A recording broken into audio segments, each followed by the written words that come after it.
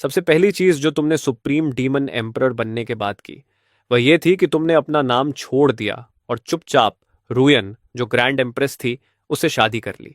उसी रात तुमने अचानक एक डिवोर्स सिस्टम अवेकन कर लिया। अगर तलाक होता तो तुम्हारी आधी कल्टीवेशन तुम्हारी पत्नी को मिल जाती, लेकिन तुम्हें वही ताकत 10,000 गुना वापस मिलती, आसमान के नीचे बेजोड़ शक्ति के साथ। लेकिन सिस्टम को यह नहीं पता था कि तुम बहुत पहले ही खून खराबे और लड़ाइयों से थक चुके थे। अब तुम बस एक साधारण जिंदगी जीना चाहते थे। ऐसे ही 1,000 साल गुजर गए। तुम्हारी 2 बेटियां और एक बेटा हुआ और जिंदगी पूरी और संतुष्ट लगने लगी। लेकिन जिस दिन तुम्हारी पत्नी सिंहासन पर बैठी, उसी दिन उसने सबके सामने ऐलान कर दिया कि वह तुमसे तलाक चाहती है। तुमने कहा, मुझे एक वजह दो। उसने धीमी आवाज में कहा, मुझे माफ कर दो, ये मेरी गलती है। मैंने अभी अभी इमैक्युलेट एम्परर्स सीट अवेकन किया है। अगर मुझे और ताकतवर बनना है तो मुझे हर इच्छा और लगाव को तोड़ना होगा। यह कहकर लियो रुयान ने आंखें बंद कर लीं। वह तुम्हारी आंखों में देखने की हिम्मत नहीं कर पा रही थी।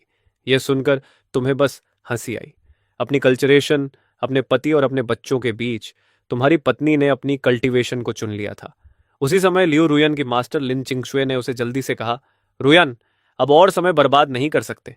तुम्हारा एम्परर ऑरा लगभग पूरा हो चुका है। अगर अभी कुछ भी इसमें बाधा बना तो शायद तुम कभी सबसे ऊंचे शिखर तक नहीं पहुंच पाओगे। उसकी बात पूरी भी नहीं हुई थी कि अचानक लिन चिंग शुए को एक भयानक किलिंग इंटेंट महसूस हुआ जो सीधे उसी पर आ रहा था। बिजली की तेजी से उसने उस डरावने दबाव की दिशा में देखा। वह तुम थे, जो अभी तक एम्परर रेल्म तक भी नहीं पहुंचे थे। उसी समय लियू रोयान जल्दी से बोली। उसकी आवाज में विनती थी, मैं तुमसे भीख मांगती हूं। हमारे इतने सालों के रिश्ते की खातिर मुझे जाने दो।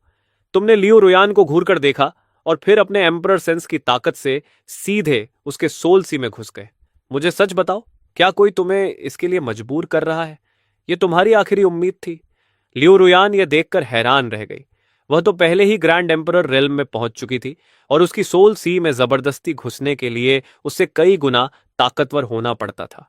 उसने अपने पति को अविश्वास से देखा, लेकिन अगले ही पल उसकी आंखें फिर सख्त हो गईं। नहीं, मुझे माफ कर दो। तुम्हारा चेहरा तुरंत बर्फ जैसा ठंडा हो गया। तब मैं तुम्हारी सफलता की कामना करता हूं। तुमने हाथ उठाया और वह हेवंस मार्क, जो सालों पहले तुम दोनों को कल्टीवेशन पार्टनर्स के रूप में जोड़ता था, तुरंत टूट गया। उसी समय सिस्टम की आवाज आई, बधाई हो होस्ट, डिवोर्स सफल हो गया। तुम दोनों की कुल कल्चरेशन में से लियो रोयान का हिस्सा लगभग नगण्य है। अब होस्ट की करीब आधी कल्चरेशन तुरंत ट्रांसफर हो जाएगी। एक पल में तुम्हारी आधी कल्टीवेशन गायब हो गई। दूसरी तरफ लियू रुयन, जो अभी अभी ग्रैंड एम्परर रेल्म में दाखिल हुई थी, सीधे तीसरे सब स्टेज तक पहुंच गई। यह देखकर लिंचिंग शुए हैरान रह गई।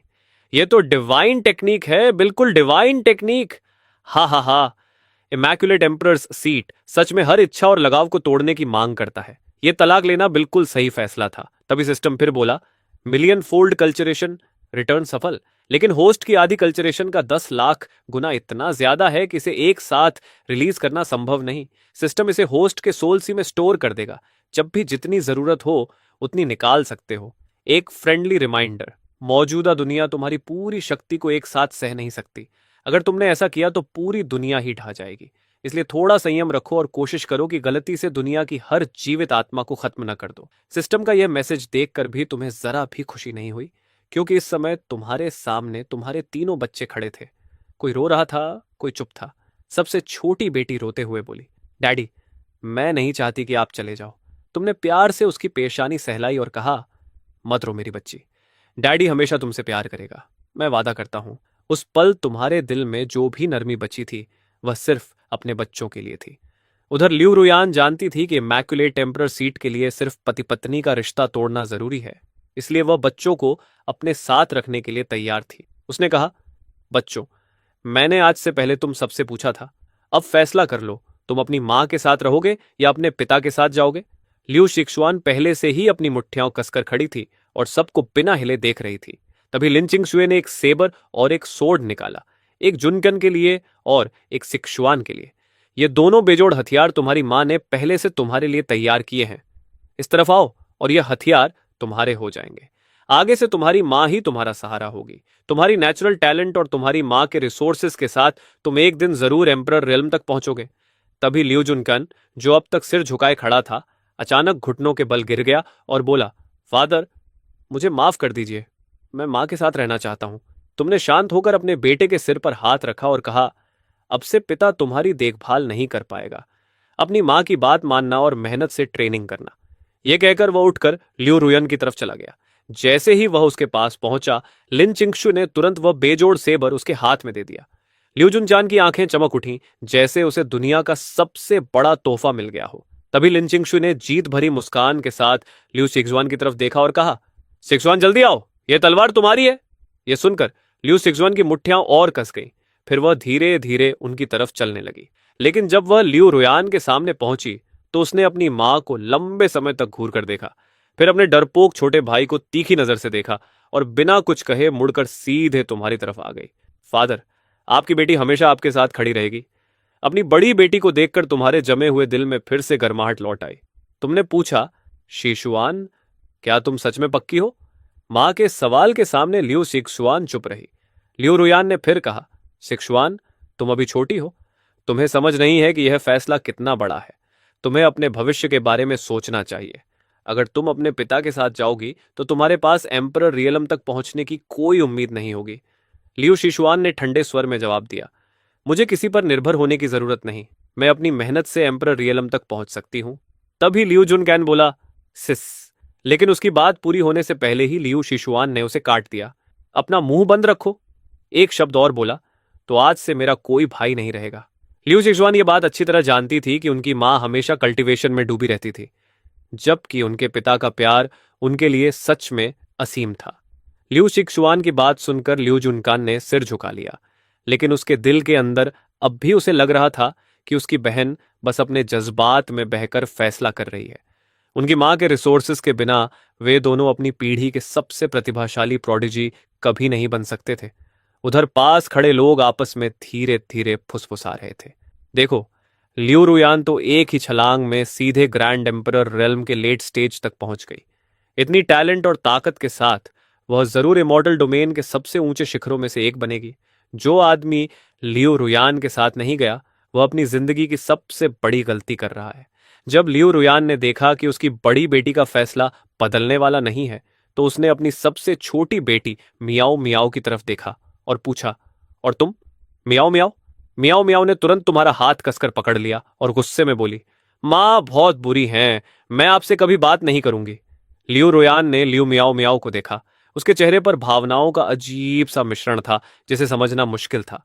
मियाओ मियाओ, मां के पास आ जाओ। अब से हम ऐसे मास्टर्स को बुलाएंगे जो कल्टीवेशन में मशहूर हैं, और ऐसे शेफ्स भी जो बहुत स्वादिष्ट खाना बनाते हैं। वे तुम्हारे लिए हर दिन स्वादिष्ट केक और खाना बनाएंगे। तुम बहुत बुरी हो, मुझसे बात मत करो। डैडी, चलो यहां से, मुझे यहां नहीं रहना। अपनी छोटी बेटी के टूटे हुए चेहरे को देखकर तुमने धीरे से कहा, मियाओ मियाओ, थोड़ी देर सो जाओ। डैडी को बस कुछ बातें कहनी है, फिर हम यहां से चले जाएंगे। तुम अपनी बात पूरी भी नहीं कर पाए थे कि मियाओ मियाओ तुम्हारी बाहों में ही सो गई। तुमने उसे अपनी बड़ी बेटी को संभालने के लिए दिया और ठंडी नजर के साथ लियो रुयान के पास जाकर खड़े हो गए। तलाक वाले उस पल को याद करते हुए तुम कुछ देर के लिए यह भी भूल गए थे कि आगे कौन सा रास्ता चुनना है। लेकिन जब तुम्हारी दोनों बेटियों ने बिना झिझक तुम्हारे साथ रहने का फैसला किया तो तुम्हारे सामने फिर से एक रास्ता साफ हो गया।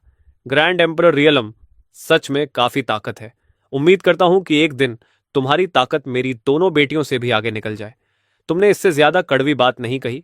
आखिर तुमने कभी इस औरत से पूरे दिल से प्यार किया था, लेकिन अगले ही पल तुमने हाथ बढ़ाकर लिन चिंगशू का गला पकड़ लिया। तुम अभी मेरे बच्चों को अपनी तरफ करने के लिए हर चाल चल रही थी। अगर तुम उसकी मास्टर ना होती और मेरे बच्चे यहां मौजूद ना होते तो तुम अब तक मर चुकी होती। ये कहकर तुमने उसे ऐसे फेंक दिया जैसे कोई बेकार चीज हो। फिर अपने बेटे की तरफ देखा और कहा, फादर अब तुम्हारे साथ नहीं होगा, अपना ख्याल रखना। इसके बाद तुम अपनी साली और पुराने दोस्त यी होंग के पास गए। इस बार जब मैं जा रहा हूं तो शायद वापस नहीं आऊंगा, इसलिए अलविदा। ये होंग ने तुम्हारी तरफ अपराध बोध भरी आंखों से देखा, क्योंकि जो दो बेजोड़ हथियार लिन चिंगशू ने अभी दिखाए थे वे असल में ये होंग ने ही बनाए थे। चिंगेन, मैं भी यहां नहीं रहना चाहती, चलो हम साथ चलते हैं। तुमने सिर हिलाकर कहा, नहीं ये होंग, मैं डीमन डोमेन जा रहा हूं, मैं वहीं से आता हूं। हम वॉइस ट्रांसमिशन के जरिए संपर्क में रहेंगे। अगर कभी मुझसे मिलना चाहो तो डीमन डोमेन आ जाना, मैं किसी को तुम्हें लेने भेज दूंगा। ठीक है, फिर मिलेंगे। यह कहकर तुम आसमान में उठ गए और पहली बार अपनी कल्टीवेशन ऑरा को बिना छिपाए खुलकर बहने दिया। फिर अपनी दोनों बेटियों को साथ लेकर दूर आसमान की तरफ उड़ गए। वहां मौजूद हर इंसान यह नजारा देखकर स्तब्ध रह गया। वह आदमी, वह डीमन डोमेन से है और उसकी कल्चरेशन ग्रैंड एम्परर रियलम के पीक पर है। वह इतने सालों से इमॉर्टल डोमेन में हमारे बीच रह रहा था और किसी को पता भी नहीं चला। यह सुनकर लियू रुयान की आंखें चौड़ी हो गईं। इतने सालों तक उसे इस सच्चाई के बारे में कुछ पता ही नहीं था। रुयन, और वह आदमी असल में डीमन डोमेन से है। तुमने उसे तलाक देकर बिल्कुल सही किया। उसने जरूर देखा होगा कि तुम ग्रैंड एम्परर रियलम के लेट स्टेज तक पहुंच गई हो और अंदर से डर गया होगा। जब तुम ग्रैंड एम्परर रियलम के पीक तक पहुंच जाओगी तब तुम्हारी ताकत उसे आसानी से कुचल देगी। लियू रुयान ने सिर हिलाया। अब उसकी टैलेंट इतनी बढ़ चुकी थी कि पिछले 1 अरब सालों के सबसे महान डीमन एम्परर से भी वह ज्यादा पीछे नहीं थी। आधे घंटे बाद तुम अपनी दोनों बेटियों को इमॉर्टल डोमेन और डीमन डोमेन की सीमा पर ले आए। सिक्सुआन, मियाओ मियाओ आगे डीमन डोमेन है। क्या तुम दोनों को डर लग रहा है? डैडी हमारे साथ हैं, हमें कहीं भी डर नहीं लगता। हाँ, मियाओ मियाओ को भी डर नहीं लगता। यह सुनकर तुम मुस्कुराए और प्यार से दोनों बेटियों के सिर पर हाथ फेरा। और तुम्हें डरना भी नहीं चाहिए, क्योंकि तुम्हारे डैडी को बहुत समय पहले ही कोई हरा नहीं सकता। डैड, क्या सच में आपको कोई हरा नहीं सकता? आपने ही तो हमें सिखाया था कि हमेशा कोई ना कोई हमसे ताकतवर होता है और हमें कभी घमंड नहीं करना चाहिए। तुम दोनों को कभी घमंड नहीं करना चाहिए। लेकिन तुम्हारे डैडी थोड़ा अलग हैं, क्योंकि बाकी सब जिस ताकतवर इंसान से डरते हैं वह इंसान मैं ही हूं। यह सुनकर लियो शिशुआन हंस पड़ी और मुंह ढक लिया। डैडी, आप तो बड़े बेशर्म हो। हा हा, डैडी की बात में थोड़ा सच तो है। अपनी दोनों बेटियों को इतने खुश होकर हंसते देख तुम्हारे दिल के सारे अंधेरे पूरी तरह मिट गए। चलो, अब चलते हैं। डैडी तुम्हें डीमन डोमेन घुमाने ले जा रहे हैं। वहां बहुत सारा अच्छा खाना मिलता है। हाँ, काफी मिलता है। मुझे एक पुराना डीमन पता है, उसका खाना कमाल का होता है। लेकिन वहां जाने से पहले मुझे तुम्हें एक जगह ले जाना है। थोड़ी देर बाद तुम अपनी बेटियों को एक छिपे हुए वॉल्ट के अंदर ले गए। डैडी, ये जगह क्या है? ये डीमन डोमेन में मेरे पुराने समय का ट्रेजर वॉल्ट है। अभी जुनचान को एक बेजोड़ सेबर मिला है ना, तो अब डैडी तुम्हें भी तुम्हारे हथियार देने वाले हैं। तुमने आसपास की खाली जगह की तरफ जोर से आवाज लगाई। शाओ ही जी, तुम कहाँ चले गए? मैंने तुम्हें यहीं रहकर इस जगह की रखवाली करने को कहा था। मैं काफी देर से यहां हूं और तुम्हारा कोई पता नहीं। आखिर में तुमने एक इनकैंटेशन पढ़ा और अगले ही पल लावा के अंदर से एक लंबी तलवार और काले ऑनिक्स आर्मर का एक पूरा सेट बाहर निकल आया। ये वही ब्लड डियर बैटल आर्मर था जिसे पहनकर तुमने कभी पूरे डीमन डोमेन में धूम मचा दी थी। अब फिर से रोशनी में आने का समय है। अगले ही पल वह तलवार चमकते हुए तुम्हारे हाथ में आ गई। जिक्शुआन, इस बेजोड़ तलवार का नाम जूयू इमॉर्टल स्वॉर्ड है, लेकिन मुझे इसका असली नाम साओ जिंचो ज्यादा पसंद है।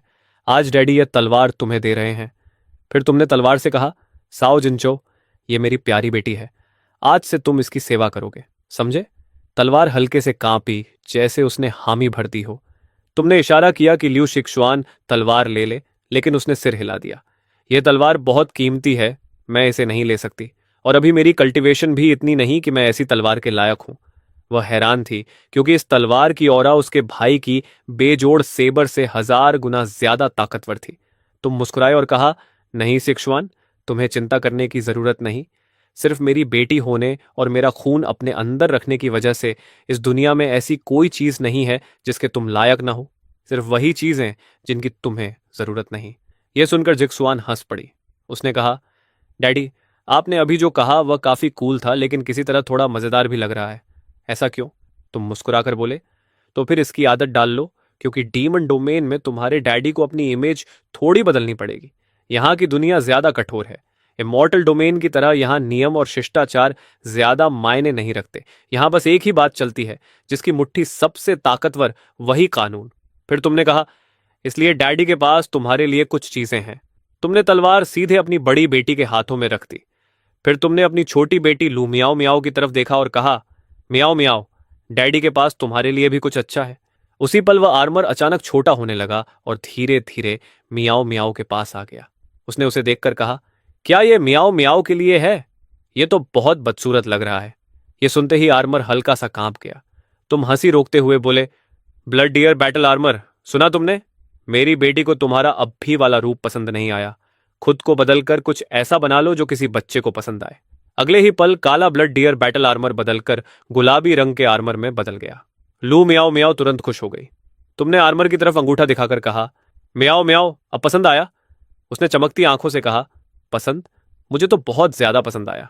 तुमने कहा, अच्छा तो अब तुम इसे अपना नया नाम दे सकती हो। तुम इससे बात भी कर सकती हो, इसे किसी भी रंग में बदल सकती हो, इसे इनविजिबल कर सकती हो, बड़ा छोटा बना सकती हो, जैसा तुम्हें पसंद हो। मियाओ मियाओ हैरान होकर बोली, सच में ये सब कर सकता है? मुझे नाम सोचने दो। वह अपनी उंगली चबाते हुए सोचने लगी। फिर अचानक उसका चेहरा चमक उठा। मिल गया, मैं इसका नाम डोनट रखूंगी। जैसे ही यह नाम पड़ा, ब्लड डियर बैटल आर्मर दुखी होकर रोने जैसा करने लगा। यह देखकर तुमने जल्दी से आर्मर को थपथपाया और कहा, सुना तुमने, अब से तुम्हारा नाम डोनट है। अगले ही पल आर्मर खुशी से हंसने लगा। तुमने कहा, म्याओ म्याओ, देखो इसे नाम पसंद आ गया। उसने कहा, लगता तो ऐसा ही है। यह सब देखकर लुजिक्सुआन कुछ पल के लिए पूरी तरह चुप हो गई। फिर तुमने लावा में हाथ डालकर कई डीमन कल्चरेशन मैनुअल्स निकाले जो उनकी ट्रेनिंग के लिए सही थे। जाने से पहले भी तुम सोच रहे थे कि शाओ हिजी आखिर गया कहां।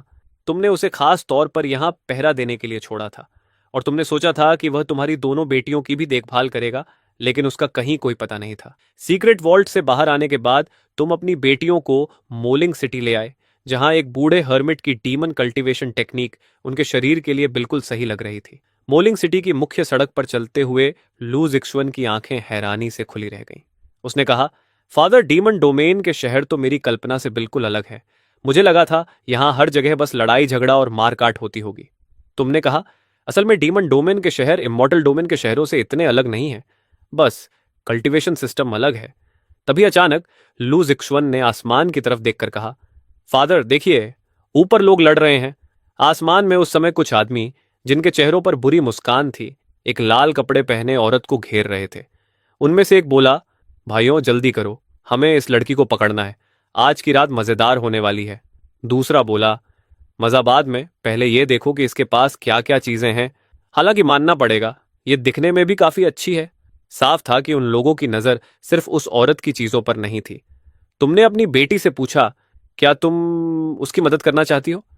तुम जानते थे कि तुम्हारी बेटी के दिल में न्याय की भावना बहुत मजबूत है।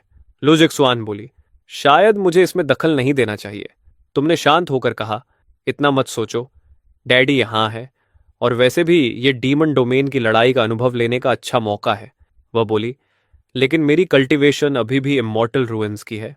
अगर मैं लड़ूंगी तो क्या डीमन डोमेन के कल्टीवेटर्स मुझ पर हमला नहीं करेंगे? तुम्हारा चेहरा बिल्कुल शांत था। तुमने कहा, जितने आएंगे उतने गिरेंगे, जैसा तुम्हें सही लगे वैसा करो, चिंता मत करो। यह सुनते ही लुजिक्सुआन ने एक पल भी नहीं सोचा। उसने कहा, फादर मैं जा रही हूं, यह मेरे नए हथियार को आजमाने का अच्छा मौका है। इतना कहकर वह बिजली की तरह गायब हुई और लाल कपड़े वाली औरत के पास पहुंच गई। उसने कहा, फेलो कल्टीवेटर, मैं मदद करने आई हूं। इतना कहकर उसने तलवार से एक ही वार किया। रोशनी की एक तेज चमक हवा में दौड़ी और डीमन डोमेन का एक आदमी उसी जगह मर गया। बाकी चार तुरंत सतर्क हो गए, खासकर जब उन्होंने लू जिक्सुआन के हाथ की तलवार देखी। उनमें से एक बोला, यह तो एक पियरलेस सोर्ड लग रही है। थत, ये दोनों साथ में हैं। दूसरा बोला, रुको, ये लड़की डीमनिक एनर्जी इस्तेमाल नहीं कर रही, ये स्पिरिट एनर्जी है, ये इमॉर्टल रूइंस से है। ये सुनते ही लाल कपड़े वाली औरत के दिल में निराशा छा गई। एक पल पहले उसे लगा था कि कोई उसकी मदद करने आया है, लेकिन अगले ही पल उसे समझ आ गया कि यहां मुफ्त में मदद जैसी कोई चीज नहीं होती। उधर लू जिक्सुअन अपने हाथ में पकड़े उस डिवाइन वेपन को देखकर खुद ही हैरान थी। दोनों ही गॉड ट्रांसफॉर्मेशन रेल्म के हथियार थे, लेकिन इस तलवार से तो एक साधारण वार में ही दुश्मन मर गया था। तभी किसी ने चिल्लाकर कहा, फेलो कल्टीवेटर्स, इमॉर्टल रूइंस का कोई हमारे डीमन डोमेन में घुस आया है और ऊपर से हमारे एक आदमी को मार भी दिया है। उसके पास एक पियरलेस सोर्ड भी है। सब मिलकर उस पर हमला करो, तलवार उसे मिलेगी जिसके भाग्य में होगी। बात पूरी होते ही डीमन डोमेन के कई कल्टीवेटर्स उसकी तरफ टूट पड़े, लेकिन लू जिक्सुअन ने शांति से तुम्हें वॉइस ट्रांसमिशन भेजा। फादर, यहां कोई भी गॉड ट्रांसफॉर्मेशन रेल्म से ऊपर नहीं है, मैं इन्हें संभाल सकती हूं। तुमने जवाब दिया, ठीक है, पूरी ताकत से लड़ो। तुम्हें अपनी बेटी की बिल्कुल चिंता नहीं थी, क्योंकि सब कुछ तुम्हारे नियंत्रण में था। और इस तरह लू जिक्सुआन दुश्मनों की भीड़ के साथ भयंकर लड़ाई में उतर गई। इस बीच लाल कपड़े वाली औरत पर अब कोई ध्यान नहीं दे रहा था। उसने लू जिक्सुआन को चारों तरफ से घिरते हुए देखा और उसके दिल में उलझन पैदा हो गई। यह भागने का सबसे अच्छा मौका था, लेकिन थोड़ी देर झिझकने के बाद उसने दांत भींचे और फिर से लड़ाई में कूद पड़ी। वह भी लू जिक्सुआन के साथ मिलकर लड़ने लगी। तुमने उसे देखकर कहा, बुरा नहीं, कम से कम इसमें कुछ सिद्धांत तो हैं। भागकर नहीं गई। तभी तुमने ध्यान से उसे देखा और सोचा, रुको, इस लड़की में कुछ अजीब है। इसकी ऑरा कुछ जानी पहचानी क्यों लग रही है। लेकिन उसी समय एक डरावनी आवाज गूंजी, इमोर्टल रूइंस का कोई यहाँ, और ऊपर से एक पीयरलेस स्वॉर्ड भी। सोच भी नहीं सकता था कि इस सफर में मुझे इतना बड़ा मौका मिल जाएगा। लड़की, वह तलवार इस बूढ़े को दे दो। तुम तुरंत समझ गए, मुसीबत आ गई है। ये एक सेंट किंग लेवल का ताकतवर कल्टीवेटर था। इतनी ताकतवर शख्सियत के सामने वह तलवार उनके लिए पूरी तरह पहुंच से बाहर थी। लेकिन जैसे ही उस बूढ़े आदमी की नजर तुम पर पड़ी, वह तुरंत कांप गया और बोला, ग्रैंड एम्परर। इस छोटे से जूनियर की आंखें थीं, लेकिन वह पहचान नहीं पाया। आप कृपया जारी रखें, सीनियर। यह जूनियर अभी तुरंत चला जाता है। तुमने शांत स्वर में कहा, रुको, मुझे तो तुम्हारा वह घमंडी रवैया ज्यादा पसंद आया जो अभी कुछ पल पहले था। तुम्हारी बात पूरी भी नहीं हुई थी कि उस बूढ़े आदमी ने तुरंत अपने ही दोनों हाथ तोड़ लिए और घुटनों के बल गिरकर बोला, मेरी गलती थी। मैं आपसे भीख मांगता हूं, इस कुत्ते की जान बख्श दीजिए। तुमने ठंडी आवाज में कहा, ठीक है, लगता है तुम्हें समझ है कि तुम्हारे लिए क्या अच्छा है। वह तुरंत बोला, धन्यवाद सीनियर, मेरी जान बख्शने के लिए। इतना कहकर वह बूढ़ा पल भर में गायब हो गया। फिर तुमने आसमान में खड़े बाकी लोगों से कहा, जारी रखो, बस मुझे घूरते मत खड़े रहो। लुजिक सुआन मन ही मन सोचने लगी, तो ये होता है एक अजेय पिता होने का एहसास। लेकिन वहां मौजूद हर डीमन डोमेन कल्टीवेटर समझदार था। वे सब तुरंत मुड़कर भागने लगे। ये देखकर तुमने बस हल्के से हाथ उठाया और पूरे आसमान के एक हिस्से पर एक बैरियर खड़ा हो गया जिसने पूरे इलाके को बंद कर दिया। वे घबरा गए, हम फंस गए।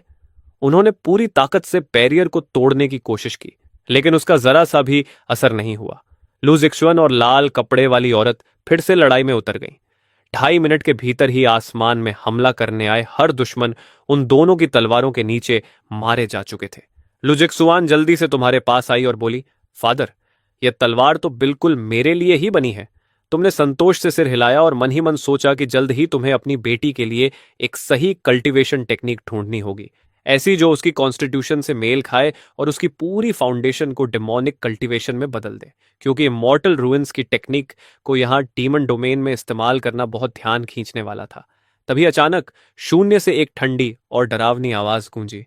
मैंने दूर से ही महसूस कर लिया था, एक पीयरलेस सोर्ड की ओरा। पहले लगा शायद गलती हो गई, लेकिन नहीं, ये सच है। हाँ, लगता है यह सफर बेकार नहीं गया, और यह तो चिंगशी सेक्ट का कोई व्यक्ति निकला। तुम्हारे दिमाग में तुरंत एक पुराने दुश्मन की याद उभरी। तुम्हें याद आया कि बहुत पहले तुमने शिंगशी सेक्ट के हर एम्परर रेल्म पावर हाउस को खत्म कर दिया था। फिर भी मुश्किल से 1000 साल बाद ही उसी सेक्ट से एक नया ग्रैंड एम्परर रेल्म कल्टीवेटर फिर से निकल आया था। तुमने सोचा, खैर, इनका समय तो सही निकला।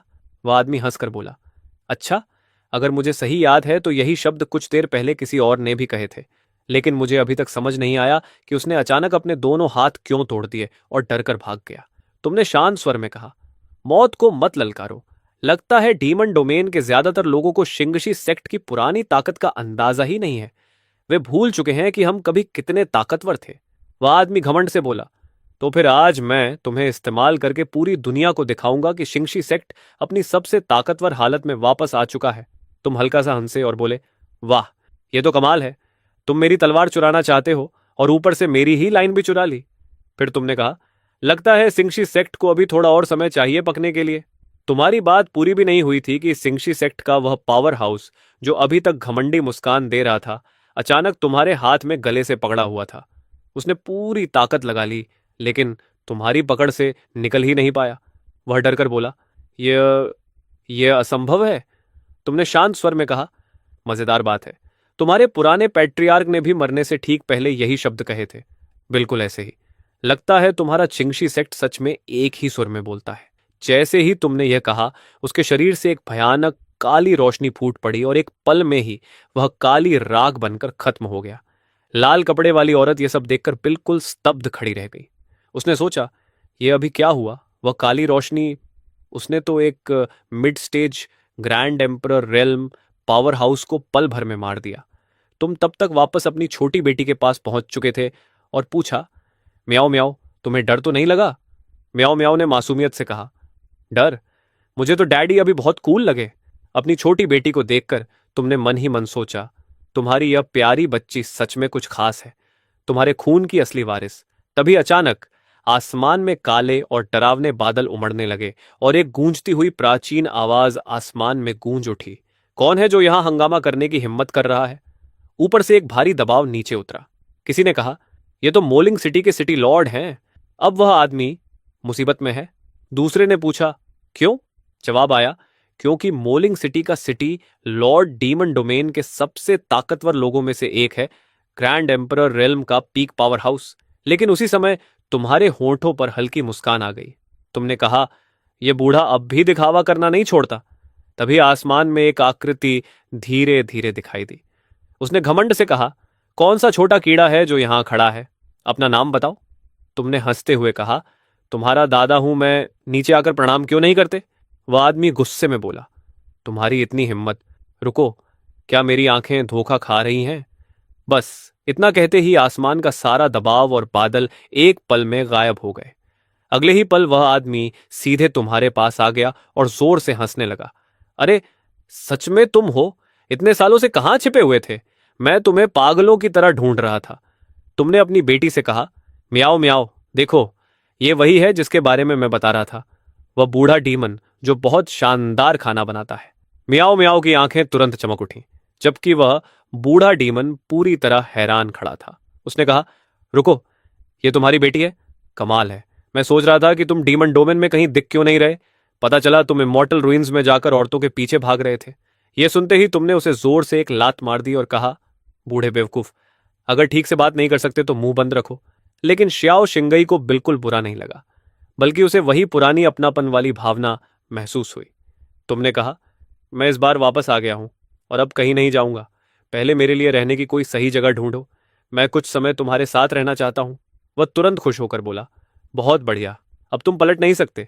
जब से तुम डीमन डोमेन छोड़कर गए हो, मेरे पास बात करने के लिए कोई नहीं था, और अब देखो, तुम वापस आ गए हो और साथ में दो इतनी प्यारी बेटियां भी लाए हो। अब यहां कितनी रौनक रहेगी। तभी तुम्हें अचानक कुछ याद आया और तुमने कहा, नीचे आओ। लाल कपड़े वाली औरत के पास सोचने का भी समय नहीं था और अगले ही पल वह तुम्हारे सामने खड़ी थी। उसका शरीर डर से कांप रहा था। तुमने पूछा, तुम्हारा नाम क्या है?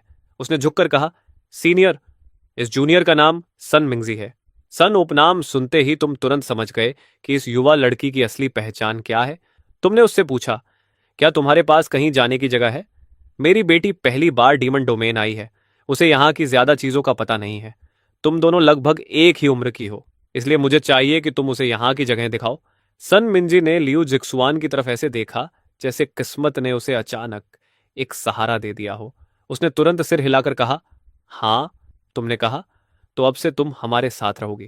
थोड़ी देर बाद मोलिंग सिटी के बीचों बीच एक शांत आंगन में श्याओ शिंगई मुस्कुराते हुए बोला, बताओ, ये जगह कैसी लगी?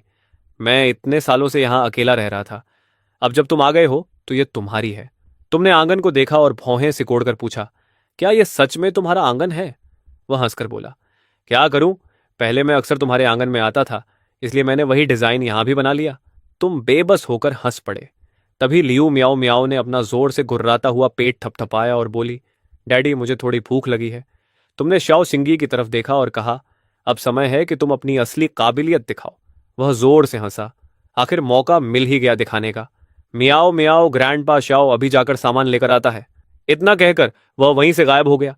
लेकिन अगले ही पल वह फिर आसमान में दिखाई दिया और उसके हाथों में एक इतना बड़ा डेमोनिक पीस्ट था कि पूरा आंगन ढक जाए। रात के खाने के बाद तुम और श्याओ शिंगई पैविलियन में बैठकर पी रहे थे। उसने कहा, बच्चे सब सोने चले गए हैं, अब मत छिपाओ, चलो पीते हैं। तुमने हल्की सांस छोड़ी। शिंगी बोला, हम दोनों एक दूसरे को दसियों हजार साल से जानते हैं। जब तुम्हारे दिल में कुछ होता है तो मैं एक नज़र में समझ जाता हूं। वैसे उन दोनों बच्चों की माँ तुम्हारे साथ क्यों नहीं आई? तुमने उसकी तरफ देखा लेकिन कुछ नहीं कहा। वह बोला, ठीक है, अगर नहीं बताना चाहते तो मत बताओ, इसे मैंने पूछा ही नहीं समझो। चलो पीते हैं, आज तब तक पिएंगे जब तक होश न रहे। उस पल तुम दोनों को किसी से बात करने की जरूरत थी। तुमने गहरी सांस लेकर कहा, उनकी माँ और मैं अलग हो गए। यह सुनते ही श्याओ शिंगई जमसा गया। उसने हैरानी से कहा, दुनिया में ऐसी कौन सी औरत होगी जो तुम्हें तलाक दे सके? मुझे तो समझ ही नहीं आ रहा। फिर तुमने उसे हाल ही में जो कुछ हुआ था सब कुछ विस्तार से बता दिया। सब कह देने के बाद तुम्हें अचानक अपने दिल में हल्कापन महसूस हुआ। लेकिन श्याओ शिंगई चुप हो गया। फिर बोला, दुनिया में इतनी मूर्ख औरत भी हो सकती है। उसे जरा भी अंदाजा नहीं कि उसने किस आदमी को खो दिया। शराब के असर में वह थोड़ा झुककर बोला, चिंगन, अगर कभी वह औरत समझ जाए कि गलती उसी की थी तो क्या तुम उसे माफ कर दोगे? आखिर वह बच्चों की मां है। तुमने उसे सीधे देखा और कहा, तुम मुझे सबसे बेहतर जानते हो, ऐसा सवाल तुम्हारे मुंह से नहीं आना चाहिए। वह तुरंत बोला, ठीक है, जो भी फैसला तुम करोगे मैं पूरी तरह तुम्हारे साथ हूं। फिर वह शरारती मुस्कान के साथ धीरे से बोला, वैसे यहां हर साल कुछ औरतें तुम्हें ढूंढने आती हैं, खासकर वह हुआन यान। वह तो पिछले 1000 साल से पूरे डीमन डोमेन में तुम्हें ढूंढ रही है। मैंने सुना है कि वह तुम्हें ढूंढने इमॉर्टल रूइंस तक भी गई थी, लेकिन वहां गलती से अपनी पहचान एक डीमन डोमेन पावर हाउस के रूप में दिखा दी और वहां के ग्रैंड एम्परर रेल्म कल्टिवेटर्स ने उसे घेर कर हमला कर दिया। वह मुश्किल से जान बचाकर वापस आई और बहुत समय तक घायल हालत में रही। वह लड़की सच में तुमसे प्यार करती है। हुआन यान का बेहद खूबसूरत चेहरा तुम्हारे दिमाग में उभरा। तुमने कहा, वह सच में इमॉर्टल रूइंस तक गई थी? शाओजिंगी बोला, हाँ, लेकिन तुम जानते हो कि उस सीमा को पार करने पर ताकत बहुत कम हो जाती है। वो वहां मरी नहीं, ये तो उसकी किस्मत थी। फिर उसने कहा, ऐसी औरत के बाद भी तुम्हारा दिल नहीं पिघलता? तुमने भौं उठाकर पूछा, क्या तुम फिर से मैच मेकर बनने की कोशिश कर रहे हो? वह तुरंत हंसकर बोला, ठीक है, मान लो मैंने कुछ नहीं कहा। तुमने जल्दी से विषय बदल दिया और कहा, मेरी कल्टीवेशन टेक्निक मेरी बेटियों के लिए सही नहीं है।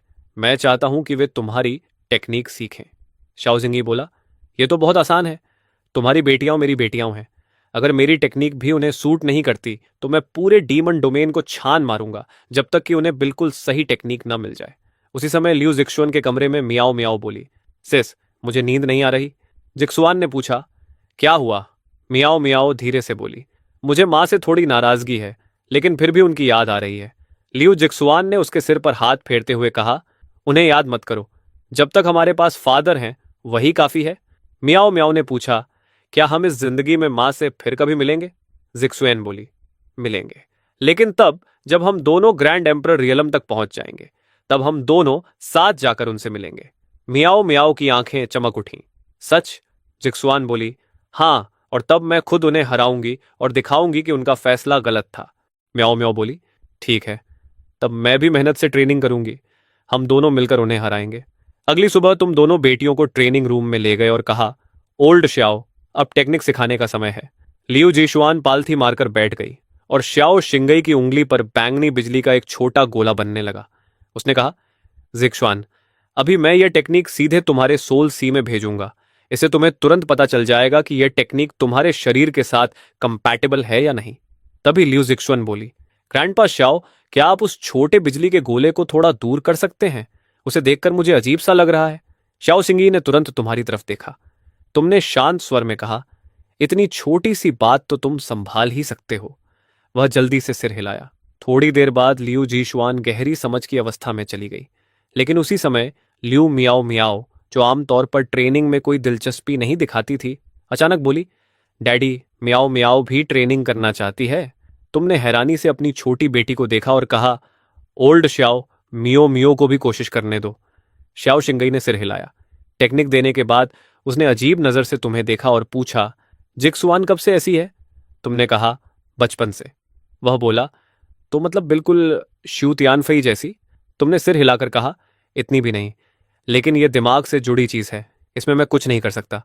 श्याओ शिंगई हंसकर बोला, अरे, तुमने तो शू तियानफई को उसी स्वभाव की वजह से मना कर दिया था, और अब तुम्हारी अपनी बेटी भी वैसी ही निकली।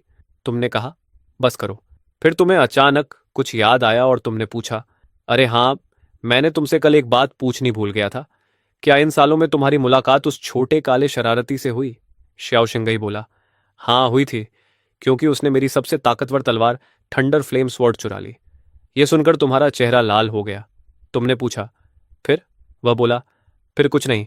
सुनो, तुम्हें मेरी थंडर फ्लेम स्वॉर्ड वापस दिलानी होगी। तुमने कहा, लेकिन वह तो तुम्हारा कॉन्ट्रैक्ट बीस्ट है, मुझे तो यह भी नहीं पता कि वह अभी कहाँ है। तुमने कहा। श्याओ शिंगई ने पूछा, क्या तुम्हारा उसके साथ कॉन्ट्रैक्ट बॉन्ड नहीं है? तुमने शांत होकर जवाब दिया, जब मैं गया था तब उसका आधा बॉन्ड मैंने खुद ही तोड़ दिया था। यह सुनकर श्याओ शिंगई कुछ पल के लिए चुप हो गया। लगभग 2.5 मिनट बाद लियू जिशुआन ने अपनी आंखें खोली और बोली, डैड, यह टेक्निक अच्छी लग रही है, लेकिन फिर भी ऐसा लगता है जैसे कुछ थोड़ा सा ठीक नहीं बैठ रहा। तुमने तुरंत अपनी बड़ी बेटी के सिर पर हाथ रखा और उसकी स्थिति महसूस की। एक पल बाद तुम बोले, ये टेक्निक तुम्हारी कॉन्स्टिट्यूशन के साथ लगभग 90% कंपैटिबल है, बस थोड़ा सा कम है। कोई बात नहीं, डैड तुम्हारे लिए इससे भी बेहतर टेक्निक ढूंढेगा। तभी जिक्शुआन ने पूछा, डैड, क्या इसका मतलब है कि मियाओ मियाओ सच में कल्टीवेशन शुरू कर सकती है? उसी समय श्याओ शिंगई की आंखें हैरानी से फैल गईं। वह चिल्लाया, हे भगवान, मैंने अपनी जिंदगी में कभी किसी को पहली बार टेक्निक आजमाते ही पर्पल लाइटनिंग बनाते नहीं देखा। सच में तुम्हारी बेटी है? मियो मियो ने मासूमियत से पूछा। डैड, क्या मैंने सच में इतना अच्छा किया? तुम हल्का मुस्कुराए और बोले, मान लो कि जब मैंने पहली बार शुरू किया था उससे तो ये बहुत आगे है। फिर तुम तुरंत अपनी बड़ी बेटी जिक्सुआन को दिलासा देने लगे, हिम्मत मत हारो, डैड तुम्हारे लिए बिल्कुल सही टेक्निक ढूंढ रहा है। जिक्सुआन ने धीरे से सिर हिला दिया। उसके बाद शाओ शिंगई तुम्हें आंगन के बाहर ले गया और बोला, सच कहूं तो मुझे लगता है कि तुम्हें जिक्सुआन को श्यू तियानफई की टेक्निक आजमाने देनी चाहिए। तुमने तुरंत कहा, फिर वही बात। शाओ शिंगई बोला, इस बार मैं तुम्हारी पर्सनल लाइफ की वजह से नहीं कह रहा, मैं इसलिए कह रहा हूं क्योंकि उन दोनों का स्वभाव बहुत मिलता जुलता है। हो सकता है वह टेक्निक उसके लिए बिल्कुल सही हो। तुमने कुछ देर सोचा और पूछा, क्या तुम दोनों अभी भी संपर्क में हो? शाओसिंगी बोला, क्या मेरे पास कोई और विकल्प है? हर सुबह ठीक 5 बजे मुझे उसे मैसेज भेजना पड़ता है कि तुम्हारे बारे में कोई खबर मिली या नहीं।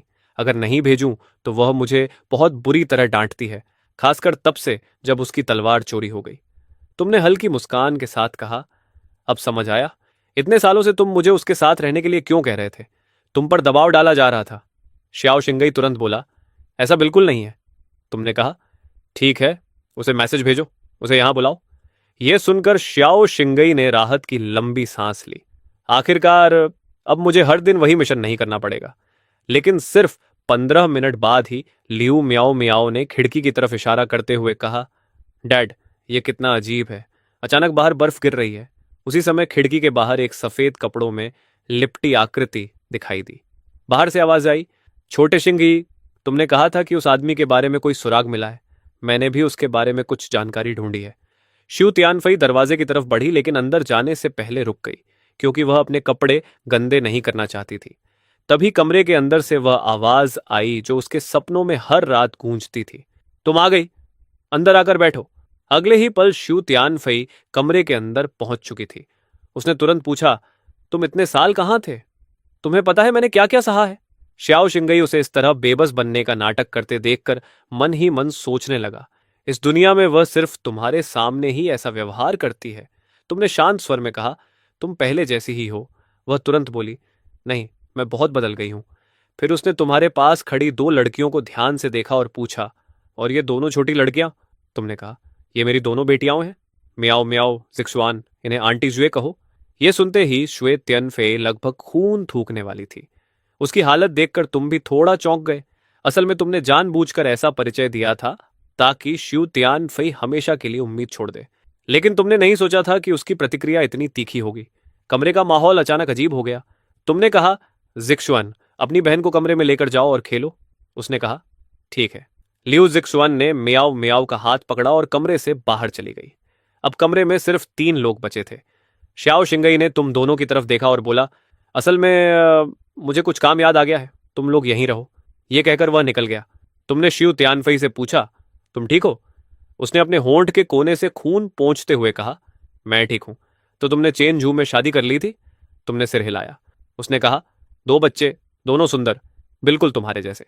श्याओ शिंगई दूर से ही समझ गया कि श्यू तियानफई दया पाने का नाटक कर रही है। उसने पूछा, तो बच्चों की मां कहाँ है? तुमने कहा, हम अलग हो चुके हैं।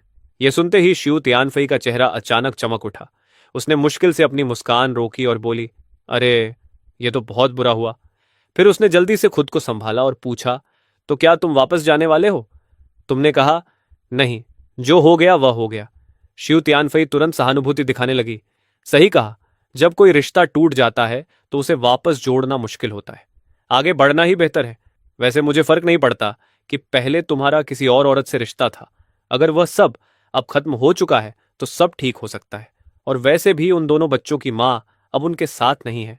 क्या तुमने कभी सोचा कि उन्हें एक सौतेली मां की जरूरत होगी? ये कहते हुए श्यू तियानफई का चेहरा लाल हो गया। श्याओ शिंगई ने यह देखा तो वह अंदर ही अंदर मुस्कुराने लगा। तुमने लंबी सांस लेकर कहा, जब समय आएगा तब देखा जाएगा। अभी मैं इन सब चीजों के बारे में नहीं सोच रहा। शू तियानफई ने तुरंत कहा, ठीक है, लेकिन जब भी तुम्हें बच्चों के लिए एक स्टेप मॉम की जरूरत हो तो मुझे बता देना। मुझे किसी के बारे में पता है जो तुम्हारे लिए बिल्कुल सही होगी। तुमने तुरंत विषय बदल दिया और कहा, वैसे मैंने ओल्ड श्याओ से तुम्हें बुलाने के लिए कहा क्योंकि मुझे तुमसे एक मदद चाहिए। उसने कहा, हमारे रिश्ते को देखते हुए सीधे बताओ। तुमने कहा, मेरी बड़ी बेटी को डीमन रेल्म की कल्टीवेशन टेक्निक चाहिए। मैं उसके लिए सही टेक्निक ढूंढ रहा हूं। देखना चाहता हूं कि क्या तुम्हारी टेक्निक उसके लिए सही होगी। उसने तुरंत कहा, बस इतनी सी बात, मैं अभी उसे दे देती हूं और देख लेते हैं। अंदर ही अंदर शू त्यानफई समझ गई कि यह उसका मौका है। अगर वह बच्चों का दिल जीत लेती है तो आगे सब आसान हो जाएगा। थोड़ी देर बाद वह लियू जिक्सुअन के कमरे में गई और मुस्कुराकर बोली, दोनों छोटी राजकुमारियां क्या कर रही हैं? जिक्सुअन बोली, मैं डीमन रेल्म के बारे में सीखने की कोशिश कर रही हूं। श्यू त्यानफई ने कहा, अगर तुम्हें किसी चीज में उलझन हो तो आंटी श्यू से पूछ लेना, मुझे यहाँ की हर चीज पता है। जिक्सुआन ने कहा, धन्यवाद आंटी श्यू। उसने मुस्कुराकर कहा, कोई बात नहीं, इसी के लिए तो आंटी होती है। अच्छा, तुम्हारे डैड ने कहा था कि मैं तुम्हें एक टेक्निक दूं, जब चाहो तब इसे आजमा सकती हो। जिक्सुआन ने तुरंत कहा, अभी ठीक है। वह पालथी मारकर बैठ गई। श्यू तियानफई ने अपनी उंगली पर एक बिल्कुल साफ और खूबसूरत बर्फ के टुकड़े जैसा क्रिस्टल स्नोफ्लैक बना लिया। लू जी शुआन उस एकदम परफेक्ट स्नोफ्लैक को देखती रही और अचानक उसके अंदर गहरी शांति की लहर फैल गई। कुछ देर बाद जिक्सुआन ने आंखें खोली और कहा, डैड, इस टेक्निक की प्रैक्टिस करते हुए बहुत अच्छा लग रहा है। कहीं भी कुछ गलत नहीं लग रहा। तुमने उसकी जांच करने के लिए उसके सिर पर हाथ रखा और पूरी तरह महसूस किया। फिर तुमने मुस्कुराकर कहा, बिल्कुल सही, यह टेक्निक तुम्हारे लिए पूरी तरह परफेक्ट है। अब से तुम इसी टेक्निक की ट्रेनिंग करोगी। लेकिन फिर तुमने कहा, उससे पहले डैड को तुम्हारी वह कल्टीवेशन हटानी होगी जो तुमने शंशु में बनाई थी। फिर तुमने जुए तियानफे और बाकी लोगों की तरफ देखा और कहा, तुम लोग बाहर जाओ। म्याओ म्याओ ने तुरंत पूछा, डैड, क्या मुझे भी बाहर जाना पड़ेगा? तुमने कहा, हाँ, अपनी बहन को डिस्टर्ब मत करो। क्या तुम्हें फ्रोजन वाटरमेलन नहीं चाहिए था? जाओ आंटी सू से पूछो। ये आंटी सू, चलो। लू मियाओ मियाओ ने तुरंत सू यान फई का हाथ पकड़ लिया और सू यान फई का पूरा शरीर साफ साफ झटका खा गया, क्योंकि यह पहली बार था जब किसी ने उसका हाथ पकड़ा था। आंगन में बाहर लू म्याओ म्याओ फ्रोजन वाटरमेलन का एक टुकड़ा मजे से खा रही थी। म्याओ म्याओ, ये लो, ये मैसेज जेड स्लिप रख लो। जब भी तुम्हें इस वाटरमेलन की और जरूरत हो मुझे मैसेज कर देना। लू मियाओ मियाओ ने एक हाथ से अपना मुंह पोंछा और बोली, डील, फ्रोजन वाटरमेलन सबसे अच्छा होता है। और इतना कहकर वो फिर से खुशी खुशी खाने में लग गई। ये देखकर सुयान भेई ने सोचा कि मियाओ मियाओ की पसंद के बारे में थोड़ा और जानना चाहिए। मियाओ मियाओ, क्या तुम्हें बस ठंडी चीजें ही पसंद है? नहीं, मुझे तो बस जो भी स्वादिष्ट हो वो सब पसंद है। ये सुनकर सुयान भेई तुरंत समझ गई कि यह छोटी सी फूडी है। मियाओ मियाओ, आंटी सू को कुकिंग ज्यादा अच्छी नहीं आती, लेकिन मैं सीख सकती हूँ। आगे से मैं तुम्हारे लिए हर तरह की चीजें बनाऊंगी, ठीक है? कोई बात नहीं, अंकल शाओ पहले से ही बहुत अच्छे कुक हैं। सुयान फेई एक पल के लिए रुक गई, फिर बोली, तो कैसा रहेगा अगर आंटी सू तुम्हें डीमन रेल्म की लोकल स्पेशलिटीज लाकर दे, जैसे डीमन बॉल्स? उनकी खुशबू ही तुम्हें दीवाना कर देगी। लू म्याओ म्याओ की आंखें चमक उठी। ये तो कमाल है। आंटी सू, अब से आप डीमन रेल्म में मेरी सेकंड बेस्ट फ्रेंड हो। सू यनफे को जिज्ञासा हुई, तो फर्स्ट कौन है? अंकल शाओ, ऑब्वियस है। सू यनफे तुरंत भड़क गई। शाओ सिंगी, अब तुम गए काम से। उसी समय शाओ सिंगी अभी अभी कैबिन से बाहर निकला ही था कि अचानक उसकी रीढ़ में ठंड सी दौड़ गई। इधर आओ, मैंने इस बार क्या कर दिया?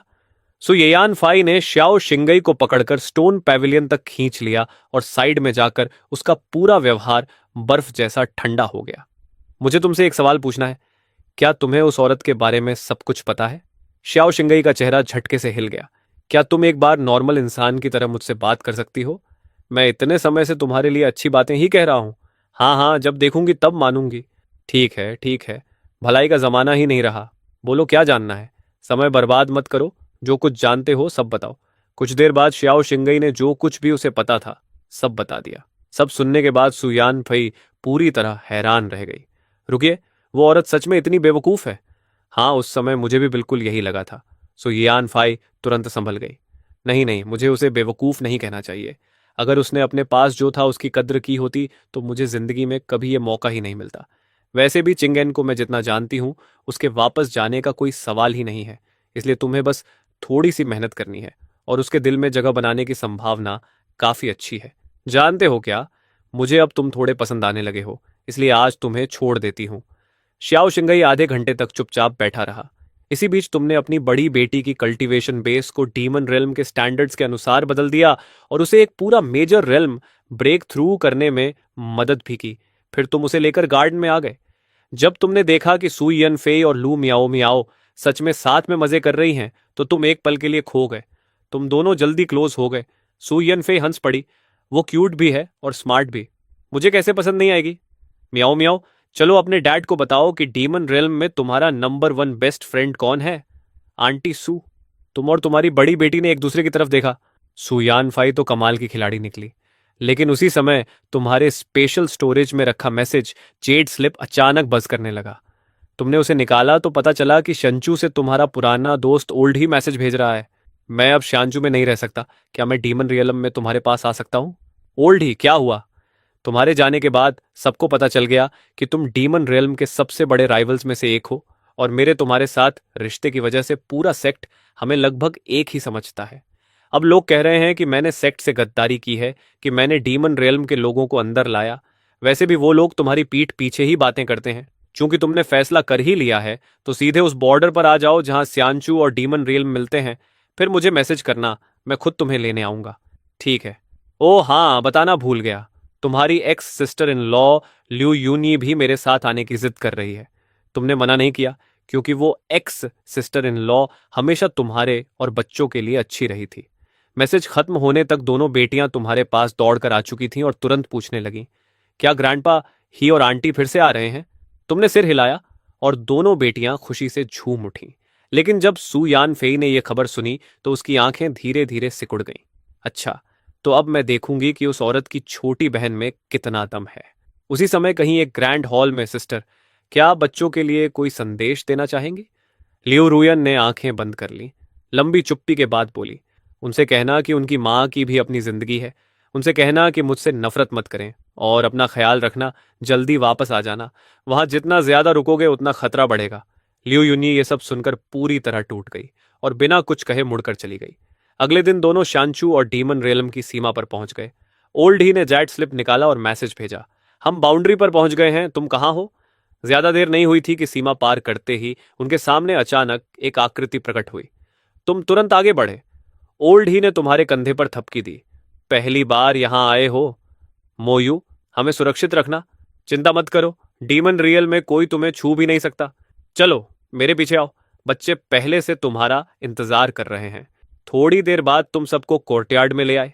सबका छोटा सा परिचय होने के बाद अचानक सुयान फाई ने तुम्हारी तरफ इशारा किया और नए आए दोनों लोगों से कहा, ओ हाँ, मैं अपना सही परिचय देना भूल गई थी।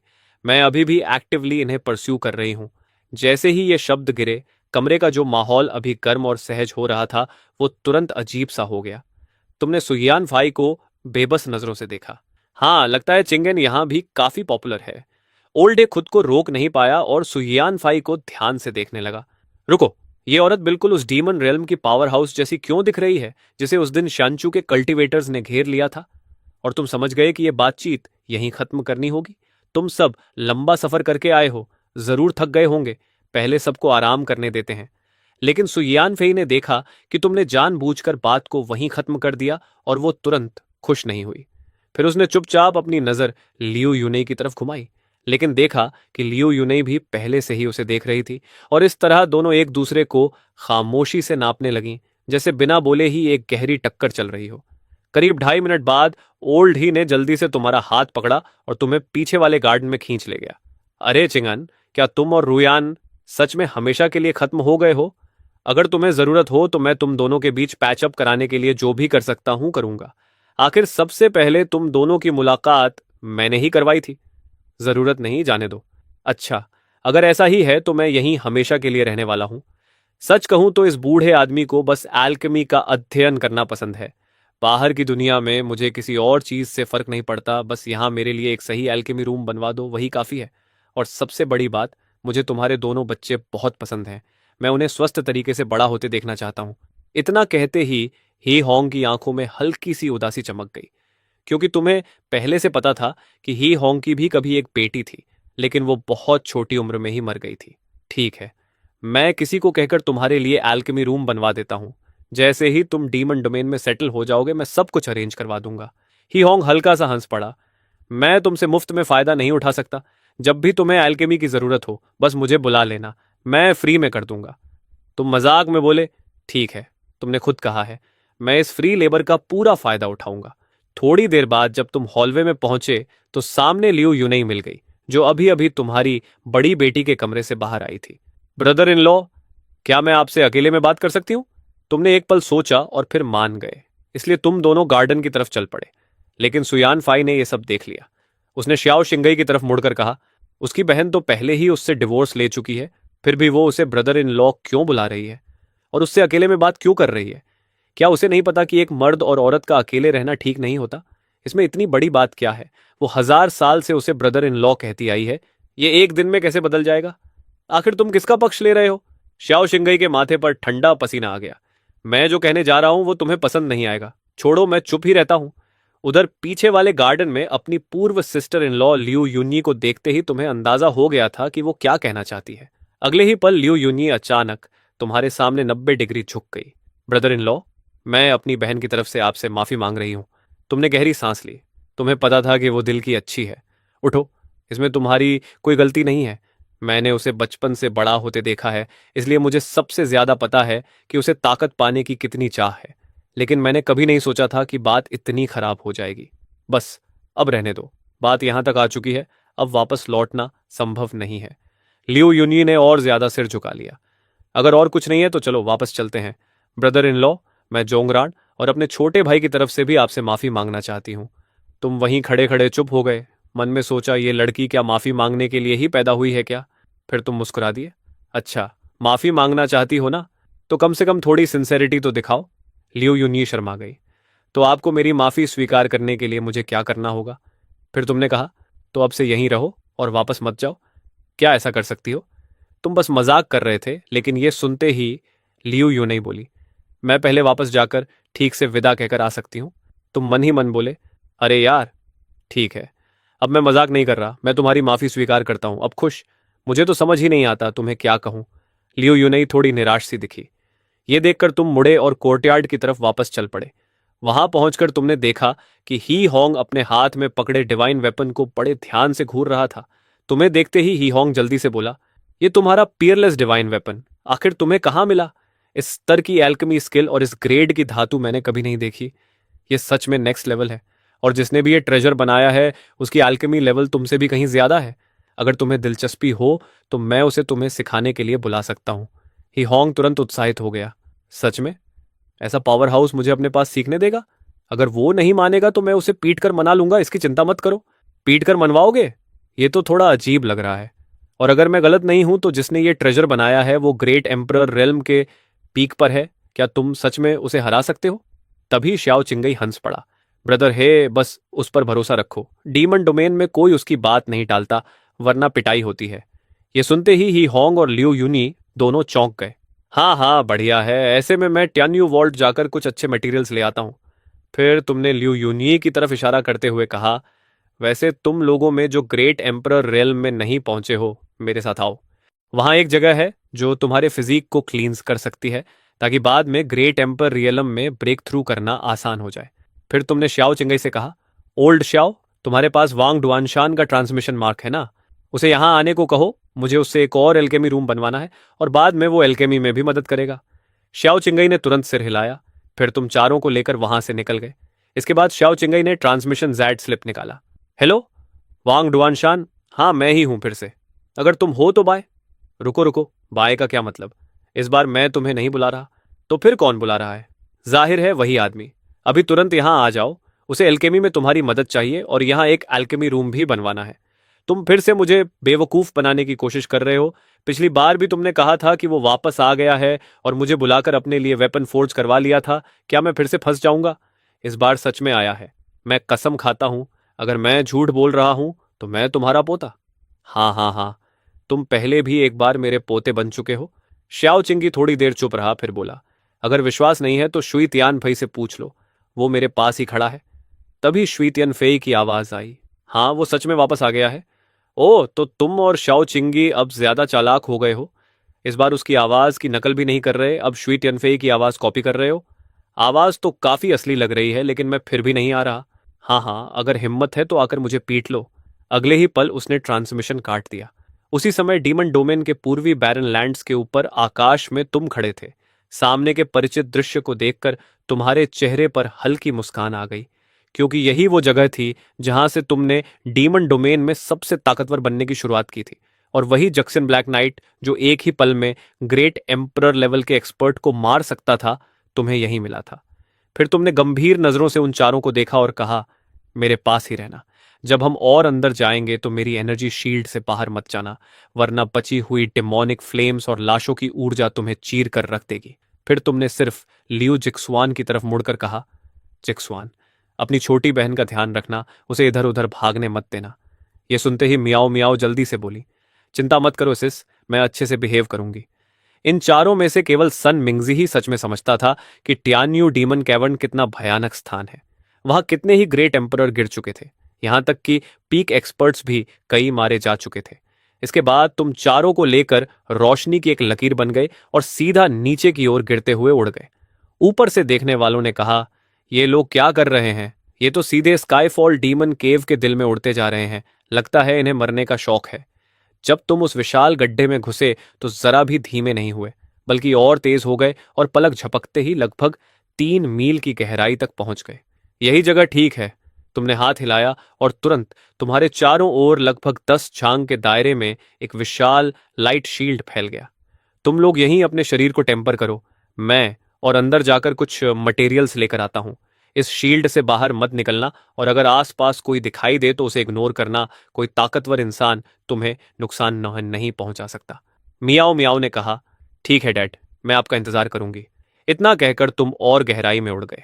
पहले जब तुम अपनी पीक ताकत पर थे तब भी तुम मुश्किल से 35 मील तक ही जा पाते थे, लेकिन अब जब तुम वापस आ चुके थे तो तुमने सोचा कि इस बार बिल्कुल सबसे नीचे तक जाओगे और जितना हो सके उतना स्काई फॉल डिवाइन गोल्ड लेकर आओगे। लगभग 25 मील की गहराई पर पहुंचकर तुम हैरान रह गए, क्योंकि वहां एक बेहद खूबसूरत महिला खड़ी थी। तुमने उसे बस एक नजर देखा और बिना रुके उसके पास से गुजरते हुए और नीचे की ओर बढ़ गए। उसी समय उस महिला ने अपने पास एक काली रोशनी को बिजली की तरह गुजरते देखा और चौंक कर बोली, असंभव, इस गहराई पर कोई इतनी तेजी से नीचे कैसे उड़ सकता है? कुछ ही क्षण बाद तुम 35 मील की गहराई पर पहुंच गए, जहां तुम पहले ही सारा स्काईफॉल डिवाइन गोल्ड ले चुके थे। तुमने कहा, ठीक है, अब देखते हैं दोगुनी ताकत के साथ मैं कितना नीचे जा सकता हूं। 2.5 मिनट बाद तुम 45 मील की गहराई तक पहुंच गए और वहां से चक्की के पार्ट जितने बड़े स्काईफॉल डिवाइन गोल्ड के 2 टुकड़े इकट्ठा कर ली। फिर तुमने नीचे झांका और कहा, लगता है ये केव कुल मिलाकर करीब 50 मील गहरी है, लेकिन इस गहराई पर दोगुनी ताकत भी काफी नहीं है। अब ताकत को 3 गुना करना पड़ेगा। अगले ही पल तुम्हारी कल्टीवेशन अचानक 3 गुना तक बढ़ गई और तुम मुस्कुराए। वाह, ताकतवर होना सच में अच्छा लगता है, क्योंकि सारी असहजता तुरंत गायब हो गई। करीब 15 मिनट बाद तुम स्काईफॉल डीमन केव के बिल्कुल तल तक पहुंच गए और गड्ढे के बीचों बीच हवा में तैरता हुआ स्काईफॉल डिवाइन गोल्ड का एक विशाल टुकड़ा दिखाई दिया। तुम्हारी आंखें चमक उठी। सिर्फ इस एक टुकड़े से ही ढेर सारी चीजें फॉर्ज की जा सकती हैं। तभी तुमने ध्यान से उस गोल्ड को देखा तो उसके अंदर कुछ अजीब दिखाई दिया। एक पारदर्शी ऊर्जा का गोला जो ऐसे धड़क रहा था जैसे जिंदा हो। तुमने कहा, यह अंदर क्या है? ऐसा लग रहा है जैसे यह जिंदा हो। उसी पल उस ऊर्जा ने तुम्हारी तरफ एक भयानक हमला कर दिया। तुम हल्का सा मुस्कुराए। छोटी सी चीज है, लेकिन जिंदा भी है और काफी अग्रेसिव भी। तुमने बस एक हाथ हिलाया और उसकी सारी डरावनी शक्ति को उड़ा दिया। फिर बोले, देखता हूं असल में तुम हो क्या। तुम आगे बढ़े, लेकिन हर कदम पर उस गोल्ड के अंदर की ऊर्जा जोरदार लहरें निकालकर तुम्हें रोकने लगी। तुम हंसे, काफी जिद्दी हो। क्या सच में सोचती हो कि मुझे नुकसान पहुंचा सकती हो?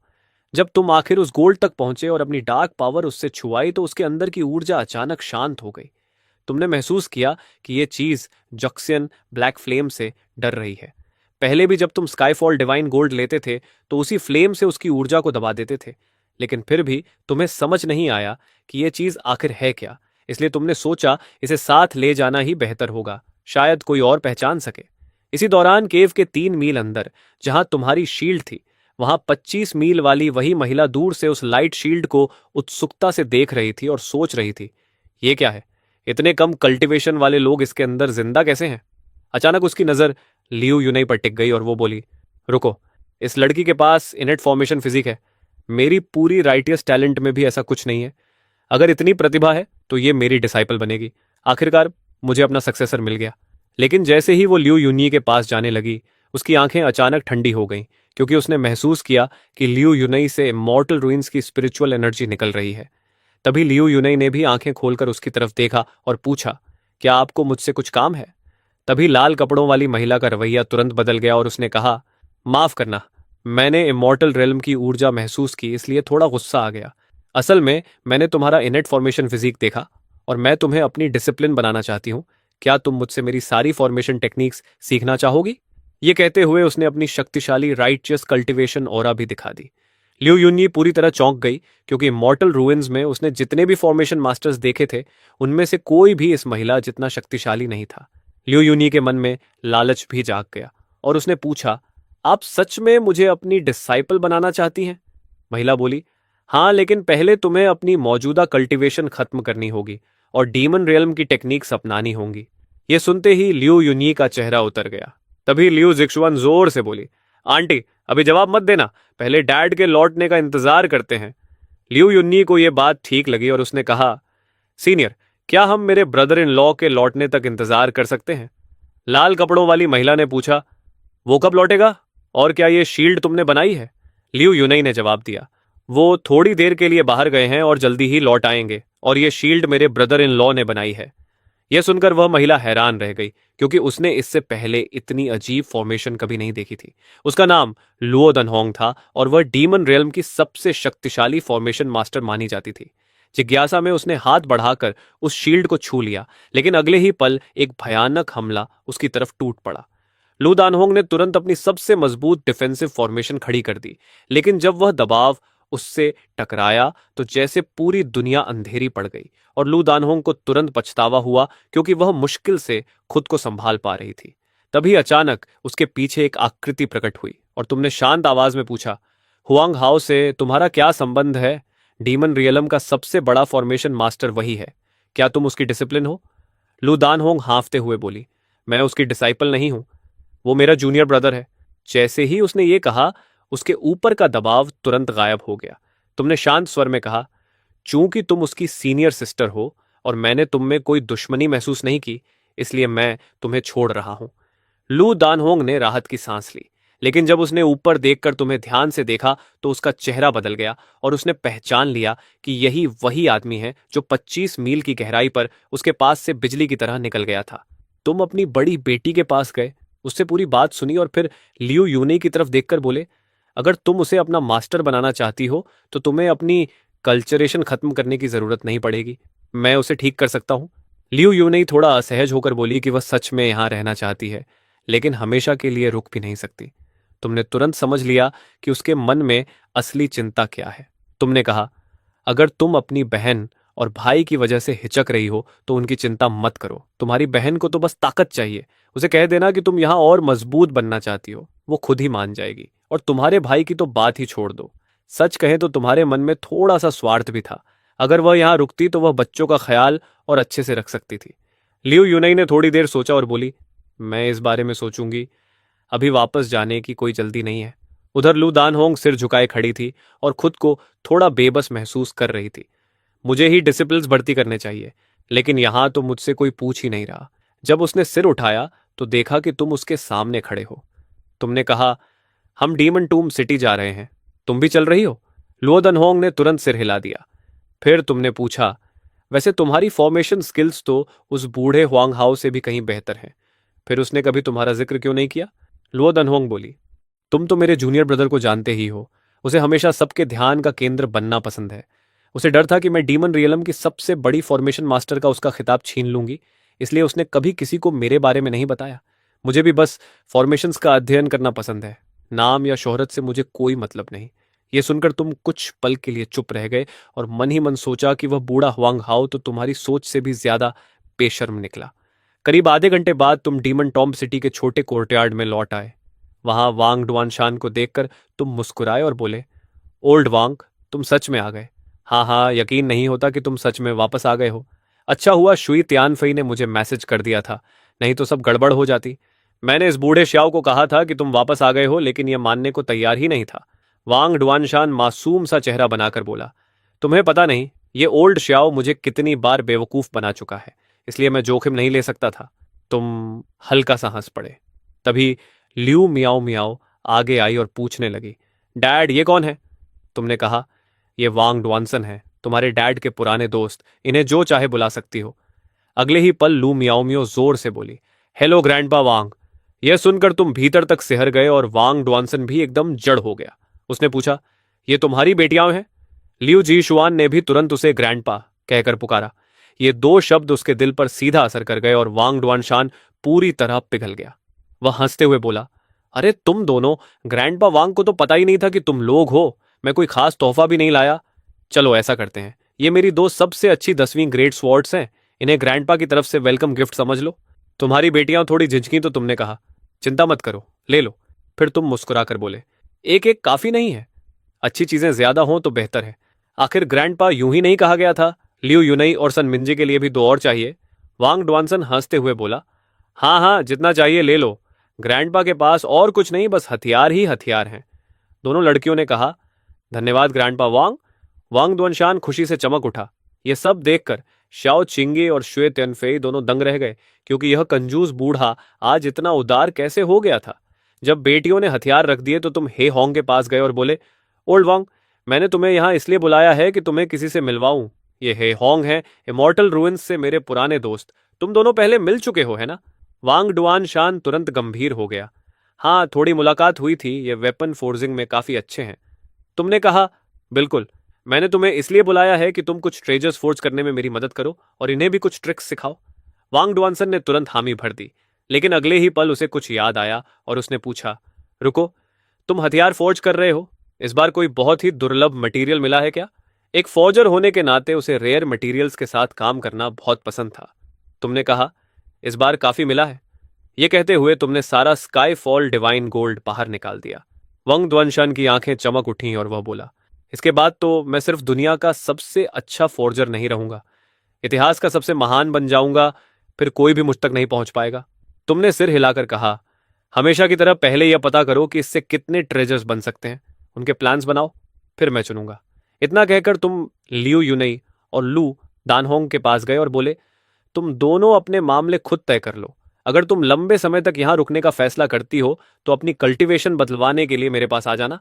लियू यूनई ने सिर हिला दिया और तुम वहां से चले गए। दूर खड़ी ज्वेतियनफेई ये सब देख रही थी। जब उसने तुम्हें उस लाल कपड़ों वाली महिला से बात करते देखा तो उसके मन में अजीब सा एहसास हुआ, जैसे यह औरत शायद उसे तुमसे छीनने की कोशिश कर सकती है। करीब 15 मिनट बाद लियू यूनी एक शांत जगह पर गई और अपना साउंड ट्रांसमिशन जेड निकालकर मैसेज भेजा, सिस, मैं यहां हमेशा के लिए रहना चाहती हूं। केव में उसने अभी तक फैसला नहीं किया था, लेकिन लू दानहोंग से बात करने और लियू मियाओ मियाओ से 10वें ग्रेट स्वॉर्ड मिलने के बाद उसने मन बना लिया था। दूसरी तरफ लियू रुयान ने गहरी सांस ली और तुरंत अपने भाई लियू श्वन्यू को मैसेज भेजा। फिर जवाब दिया, वहां तुम्हारे साथ कुछ हुआ तो नहीं? तुम ठीक हो? लियू यूनी बोली, मैं बिल्कुल ठीक हूं, बल्कि मुझे एक बहुत बड़ा अवसर मिला है। ब्रदर इन लॉ की मदद से मैंने इनेट फॉर्मेशन फिजिक जागृत कर लिया है। जैसे ही उसने यह कहा, लियू रुयान का भाई लियू श्याओन्यू और लियू जिंगरान कमरे में आ गए। इनेट फॉर्मेशन फिजिक सुनते ही दोनों हैरान रह गए। क्या तुम सच कह रही हो? ऐसा फिजिक तो सिर्फ दंत कथाओं में मिलता है। लियू यूनई बोली, मैं पूरी तरह निश्चित हूं। फिर उसने पूरी घटना विस्तार से बता दी। लियू रुयान सब सुनकर भौहें चढ़ाते हुए बोली, यह सब कुछ बहुत आसान और संदिग्ध लग रहा है, और वह महिला उसके दोस्त की सीनियर सिस्टर है। कहीं तुम्हें धोखा तो नहीं दिया जा रहा? लियू यूनई ने तुरंत कहा, ब्रदर इन लॉ ऐसे नहीं है, उनकी पहचान बहुत खास है, मुझे अभी हाल ही में पता चला। उसके चेहरे पर कड़वी मुस्कान आ गई, क्योंकि उसे अभी पता चला था कि उसका ब्रदर इन लॉ असल में डीमन रेल्म का मशहूर इटर्नल नाइट डीमन एम्परर है, और जिस ऊंचाई का पीछा उसकी बहन कर रही थी वह तो उसके लिए सिर्फ शुरुआत का छोटा सा कदम था। तभी लियू श्वान्यू, जो हमेशा अपने ब्रदर इन लॉ को कम समझता था, बोला, कौन सी बड़ी पहचान, बस डीमन रेल्म का एक एम्परर ही तो है, पीक एम्परर लेवल एक्सपर्ट। एक दिन हमारी बहन उससे भी ज्यादा शक्तिशाली होगी। इटर्नल नाइट डीमन एम्परर के बिल्कुल पास खड़ी लियू यूनी के मन में अजीब सा द्वंद्व चल रहा था। उसने सोचा कि बेहतर होगा वह और कुछ न कहे, क्योंकि सच बोलने से उसकी बहन का कल्टीवेशन हार्ट टूट सकता है। उसने कहा, ब्रदर इन लॉ यहाँ बहुत शक्तिशाली हैं और उन्होंने मेरे लिए सब कुछ पहले ही तय कर दिया है, इसलिए मेरी चिंता मत करो।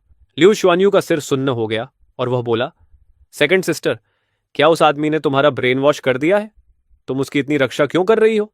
लिu यूनी अचानक गुस्से में बोली, मुझे बहुत अच्छी तरह पता है कि ब्रदर इन लॉ किस तरह के इंसान हैं, और अगर तुमने एक बार भी उनके बारे में बुरा कहा तो तुम मेरे भाई नहीं रहोगे। माहौल गर्म होते देख लिu रुयन ने कहा, यूनी शांत हो जाओ, अभी के लिए इस बात को यहीं खत्म करते हैं, तुम थोड़ा और सोच लो, बाद में फिर बात करेंगे। इतना कहकर लिu रुयन ने कनेक्शन काट दिया, लेकिन लिu यूनी समझ चुकी थी कि उसकी बहन क्या करने वाली है, इसलिए उसने तुरंत ही होंग को एक मैसेज भेज दिया। दृश्य बदलकर इमोर्टल रुइंस में चला जाता है, जहां लिu श्याओन्यू दांत भींचकर कह रहा था, एल्डर, वो कॉल उठा ही नहीं रहा, आखिर हो क्या रहा है? सिस, यहां कुछ बहुत ही संदिग्ध चल रहा है, रुको मैं फिर से कोशिश करता हूं, शायद वह अभी व्यस्त हो। तभी जो लिu जिंगरान चुपचाप एक तरफ खड़ा था अचानक बोला, मॉम, मुझे लगता है आंटी सच कह रही हैं, डैड वैसे इंसान नहीं है। यह सुनकर लिu शुआन्यू तुरंत भड़क गया, डैड वैसे नहीं है? लिu जिंगरान, ऐसा मत दिखाओ जैसे तुम अपने डैड को बहुत जानते हो। तुम्हारी मॉम के उन्हें छोड़ने से पहले क्या तुम्हें कभी लगा था कि वह डीमन रियल्म से हैं? यह सुनते ही लिu जिंगरान पूरी तरह चुप हो गया। तभी मैसेज जेड अचानक चमक उठा, रुयान, इतनी जल्दी क्या है, तुम्हें मुझसे कुछ काम था? लिu रुयान तुरंत बोली, हाँ, मुझे बस एक बात कंफर्म करनी है, मेरी बहन अचानक कह रही है कि वह वहां हमेशा के लिए रहना चाहती है। इसके बाद लिu रुयान ने अपनी बहन से अभी अभी सुनी सारी बात ही होंग को बता दी। हे होंग तुरंत उत्साहित होकर बोला, हाँ, ये सब सच है, चिंता मत करो, तुम्हारा एक्स यहां सच में बहुत डरावना है। और कुछ पूछना है? अगर नहीं तो मुझे काम पर लौटना है। लिu रुयान के मन में और बुरा शक पैदा हो गया, एल्डर हे, क्या आपको यकीन है कि आप जो कह रहे हैं वह सब सच है? हे होंग थोड़ा नाराज हो गया, रुयान, ये तो ठंडा व्यवहार है, मैंने कब तुमसे झूठ बोला है? अगर तुम्हें मुझ पर भरोसा ही नहीं है तो फिर मुझे कॉल क्यों किया? इतना कहकर ही होंग ने कनेक्शन काट दिया। दूसरी तरफ लिu रुयान की भौहें सिकुड़ गईं। नहीं, यूनी को वापस आना ही होगा। लिu शुन्यू ने आह भरी, मुझे तो लगता है सेकंड सिस्टर अब वापस नहीं आएगी, इवन एल्डर ही भी। लेकिन लिu रुयन ने उसे रोक दिया, जब तक वह खुद सामने आकर नहीं बताती हमें कुछ पता नहीं चलेगा। अगर सच में ऐसा है तो फिर हम उसे जाने देंगे। करीब 15 मिनट बाद लिu यूनी ने तुम्हें अलग ले जाकर कहा, ब्रदर इन लॉ, मैंने फैसला कर लिया है, मैं वहीं रहूंगी, लेकिन मेरी सिस्टर को लगता है कि मैं यह फैसला अपनी मर्जी से नहीं कर रही, इसलिए शायद मुझे थोड़ी देर के लिए वापस जाना पड़ेगा। तुमने सिर हिलाया, अगर यूं नहीं रहना चाहती है तो यह अच्छी बात है। ठीक है, कब जा रही हो? लिu यूनी बोली, अभी। तुमने तुरंत सिर हिलाया और स्पेस को चीरते हुए उसे साथ लेकर डीमन रियलम और इमॉर्टल रुइंस की सीमा तक पहुंच गए। लिu यूनी बोली, यहीं तक ठीक है ब्रदर इन लॉ, जब सब खत्म हो जाए तो मुझे मैसेज कर देना। इतना कहकर दोनों अलग अलग दिशाओं में चले गए। 1 घंटे बाद लिu यूनी अपनी बहन के सामने खड़ी थी, लेकिन उसने देखा कि हॉल में 2 अजनबी भी मौजूद हैं। उनमें से एक जांग ह्वायरन था, जो इमॉर्टल रुइंस का सबसे शक्तिशाली फॉर्मेशन मास्टर माना जाता था, और दूसरा एक पीक एम्परर रेल्म कल्टिवेटर था, जो सोल आर्ट्स में माहिर था। लिu यूनी ने लंबी सांस ली, क्योंकि उसे पहले ही अंदाजा हो गया था कि यहां क्या होने वाला है। वह बोली, सिस, मैं यहां सिर्फ एक बात साबित करने आई हूं, मैं वहां बिल्कुल सुरक्षित हूं और मैं खुद आकर विदा कहना चाहती थी। अब जब दोनों काम हो गए हैं तो मुझे वापस जाना चाहिए। लिu रुयान ने तुरंत कहा, रुको, इससे बस इतना साबित होता है कि तुम खतरे में नहीं हो, लेकिन यह साबित नहीं होता कि तुम्हारे साथ कोई मैनिपुलेशन नहीं हुआ। तभी लिu यूनी का शरीर एक अजीब रोशनी से चमकने लगा। वह बोली, तो अभी देख लो, क्या मैं झूठ बोल रही हूं? क्या यह इनेट ट्रू बॉडी नहीं है? लेकिन जियांग हुआरेन की आंखों में लालच साफ दिख रहा था। उसने लिन चिंगशू की तरफ इशारा किया और लिन चिंगशू तुरंत समझ गई।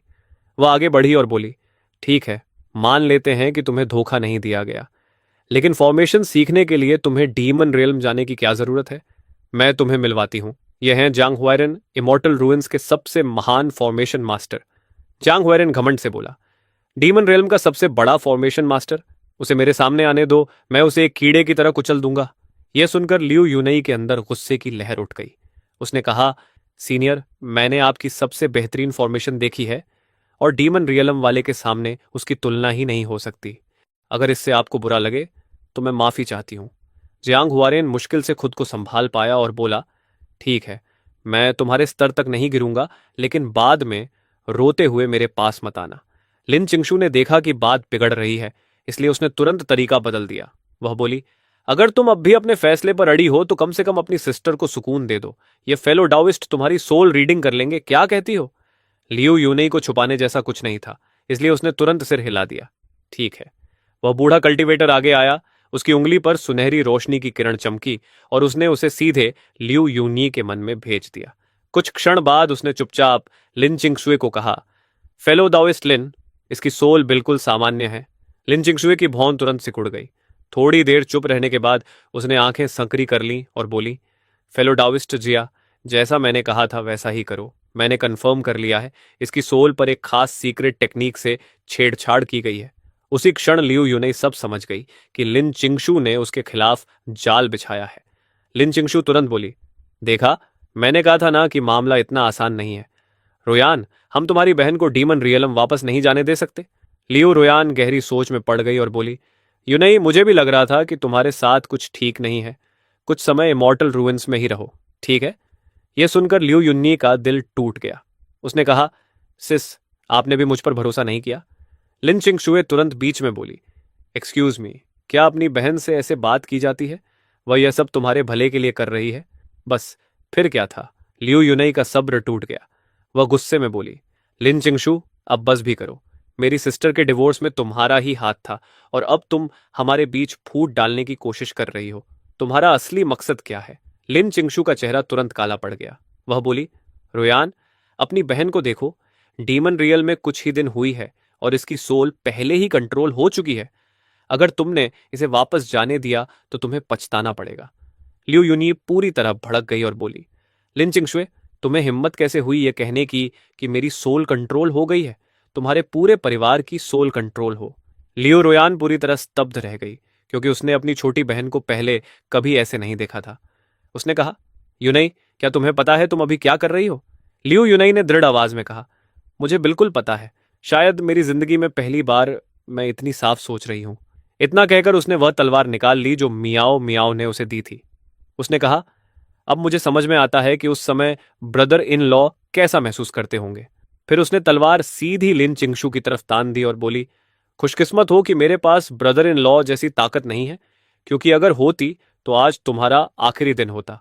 लिन चिंगशुए मासूम बनते हुए बोली, रूयन, देखो, तुम्हारी बहन पूरी तरह पागल हो चुकी है। हमें इसे यहीं रोकना होगा।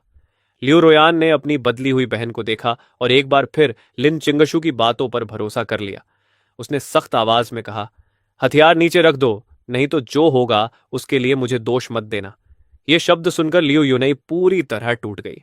उसने अचानक तलवार अपनी ही गर्दन पर रख ली और बोली, तुम मुझे यहां इतना रोकना चाहती हो तो ठीक है, मैं यहीं मर जाती हूं।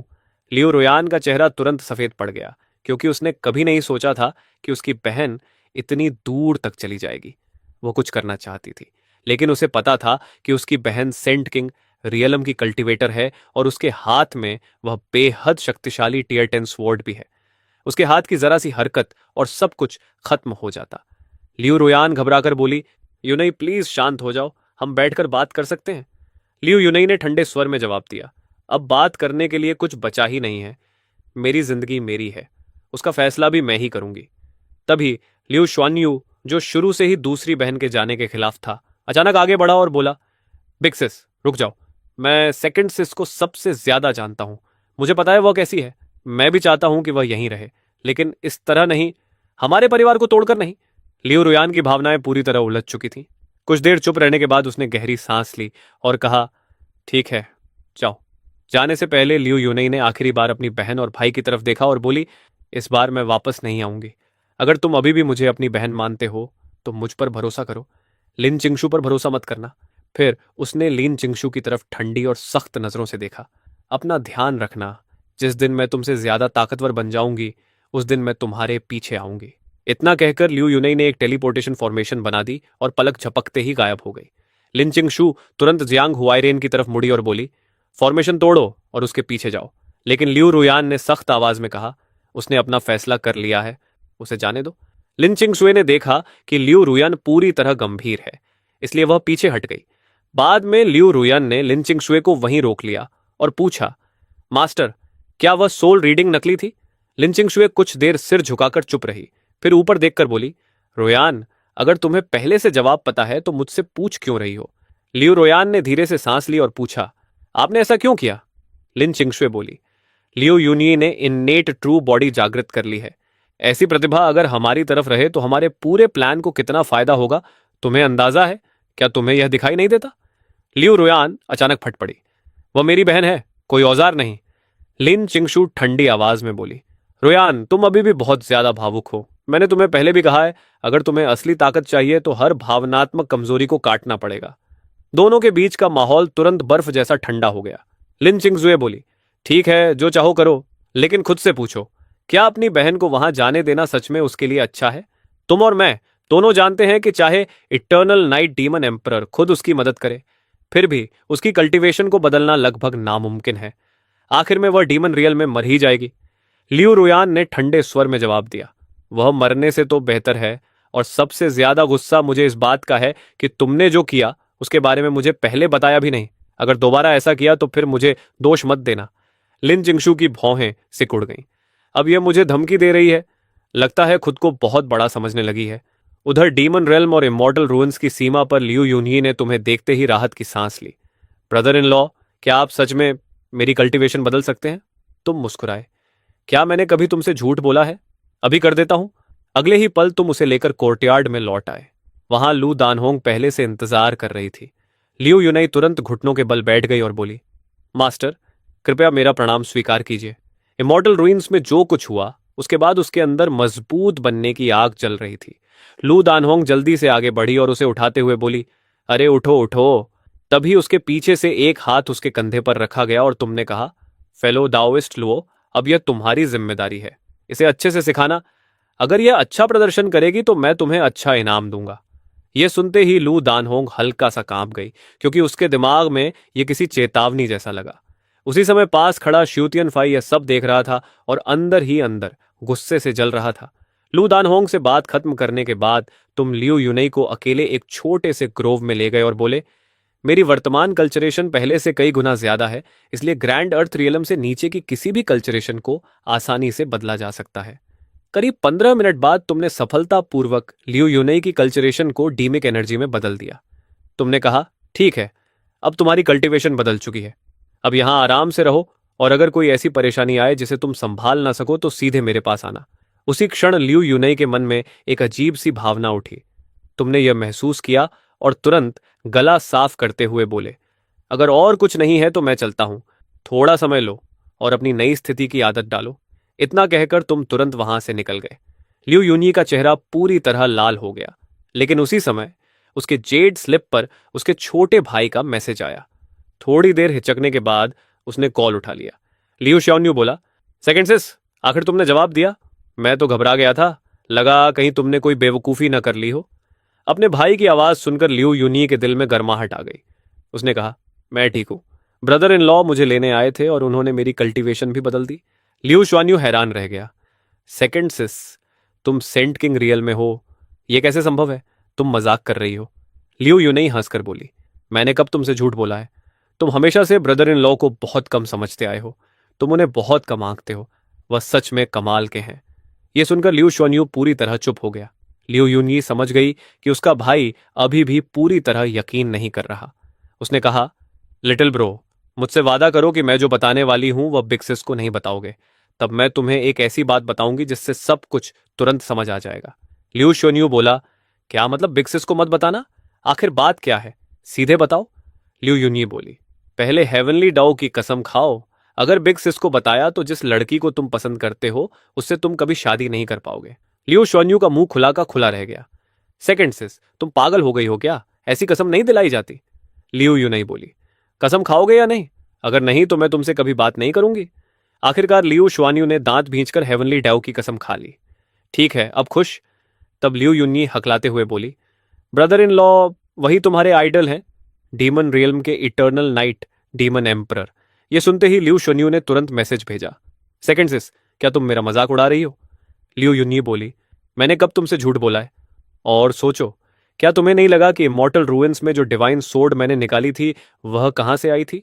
वह ट्रांसेंडेंट ग्रेट सोर्ड जो मेरे पास थी। और क्या तुमने इमॉर्टल रूइंस में उनसे ज्यादा ताकतवर किसी को देखा था? सच तो यह है कि ऐसी तलवारें तो मियाओ मियाओ और जिक्सुआन के लिए सिर्फ खिलौने हैं। वे उनसे बस खेलती हैं। ये सुनते ही लियू शुआन्यू को अपनी गलती का एहसास हुआ और उसने खुद को जोर से थप्पड़ मार लिया। फिर बोला, सिस, क्या मैं तुमसे एक बात पूछ सकता हूं? क्या ब्रदर इन लॉ अब मुझसे पूरी तरह नफरत करते हैं? क्या उनके दिल में मेरे लिए बिल्कुल भी अच्छा एहसास नहीं बचा? क्या अब सब ठीक करना बहुत देर हो चुकी है? लियो युन्यी ने कहा, ठीक है, कम से कम तुम्हें अपनी गलती का एहसास तो है। मैं कोशिश करूंगी कि आगे से ब्रदर इन लॉ के सामने तुम्हारे लिए अच्छी बात कह सकूं। लियो शुआन्यू तुरंत बोला, हाँ हाँ, धन्यवाद सिस, बहुत बहुत धन्यवाद। तुम सच में मेरी फेवरेट सिस्टर हो। वाह! ये कहते ही लियो श्याओन्यू हंस पड़ा। लियो युनई थोड़ा अजीब महसूस करते हुए हल्का सा हंस दी, क्योंकि जब उसका छोटा भाई बेकार की बातें नहीं करता था तब वह सच में काफी अच्छा लगता था। उसी समय लियू शुआन्यू ने सोचा कि थोड़ा और जानकारी निकाल ली जाए, इसलिए उसने कैजुअली पूछा, हाँ सिस, हे होंग, इन दिनों कैसे हैं? वो तो ब्रदर इन लॉ के बहुत करीबी हैं। अभी तो उनकी जिंदगी मजे में चल रही होगी, है ना? लियू युन्नी ने बिना सोचे जवाब दिया, old he. Brother in law की मदद से उन्हें जल्द ही पूरे कैनियन कॉन्टिनेंट का सबसे शानदार फोर्जिंग चेंबर मिलने वाला है। और उससे भी बड़ी बात यह कि डीमन रियल्म का सबसे शक्तिशाली वेपन फोर्जर खुद उन्हें एडवांस्ड फोर्जिंग टेक्निक्स सिखा रहा है। ये सुनते ही लियू शुआन्यू की आंखों में जलन साफ दिखाई देने लगी और वह बोला, वाह, उस आदमी की तो किस्मत खुल गई। नहीं नहीं सिस, मैं अभी बिग सिस को बताता हूं, मैं भी तुम्हारे पास आना चाहता हूं। लेकिन लियू यूनई तुरंत गंभीर हो गई और बोली, बिल्कुल नहीं, अभी सही समय नहीं है। असल में मैंने तुमसे संपर्क एक और वजह से किया है। लिन चिंगशू से सावधान रहना और शेन रेन का भी ध्यान रखना। मुझे हमेशा से लगता है कि लिन चिंगशू कुछ न कुछ खेल खेल रही है। मैं यहां अपनी ताकत जितनी जल्दी हो सके बढ़ाऊंगी। बस मेरा इंतजार करना, मैं जरूर वापस आऊंगी। यह सुनकर लियू शुआन्यू भी गंभीर हो गया और सिर हिलाकर बोला, समझ गया, मैं अपना और जेंगरेन दोनों का ध्यान रखूंगा। लियू युनई ने कहा, ठीक है, अब बात यहीं खत्म करते हैं। और उसने ट्रांसमिशन तुरंत काट दिया। अगले ही सुबह वांग डुआनसन तुम्हें ढूंढते हुए आया और आते ही उसने तुम्हारे हाथ में एक ब्लूप्रिंट थमा दिया।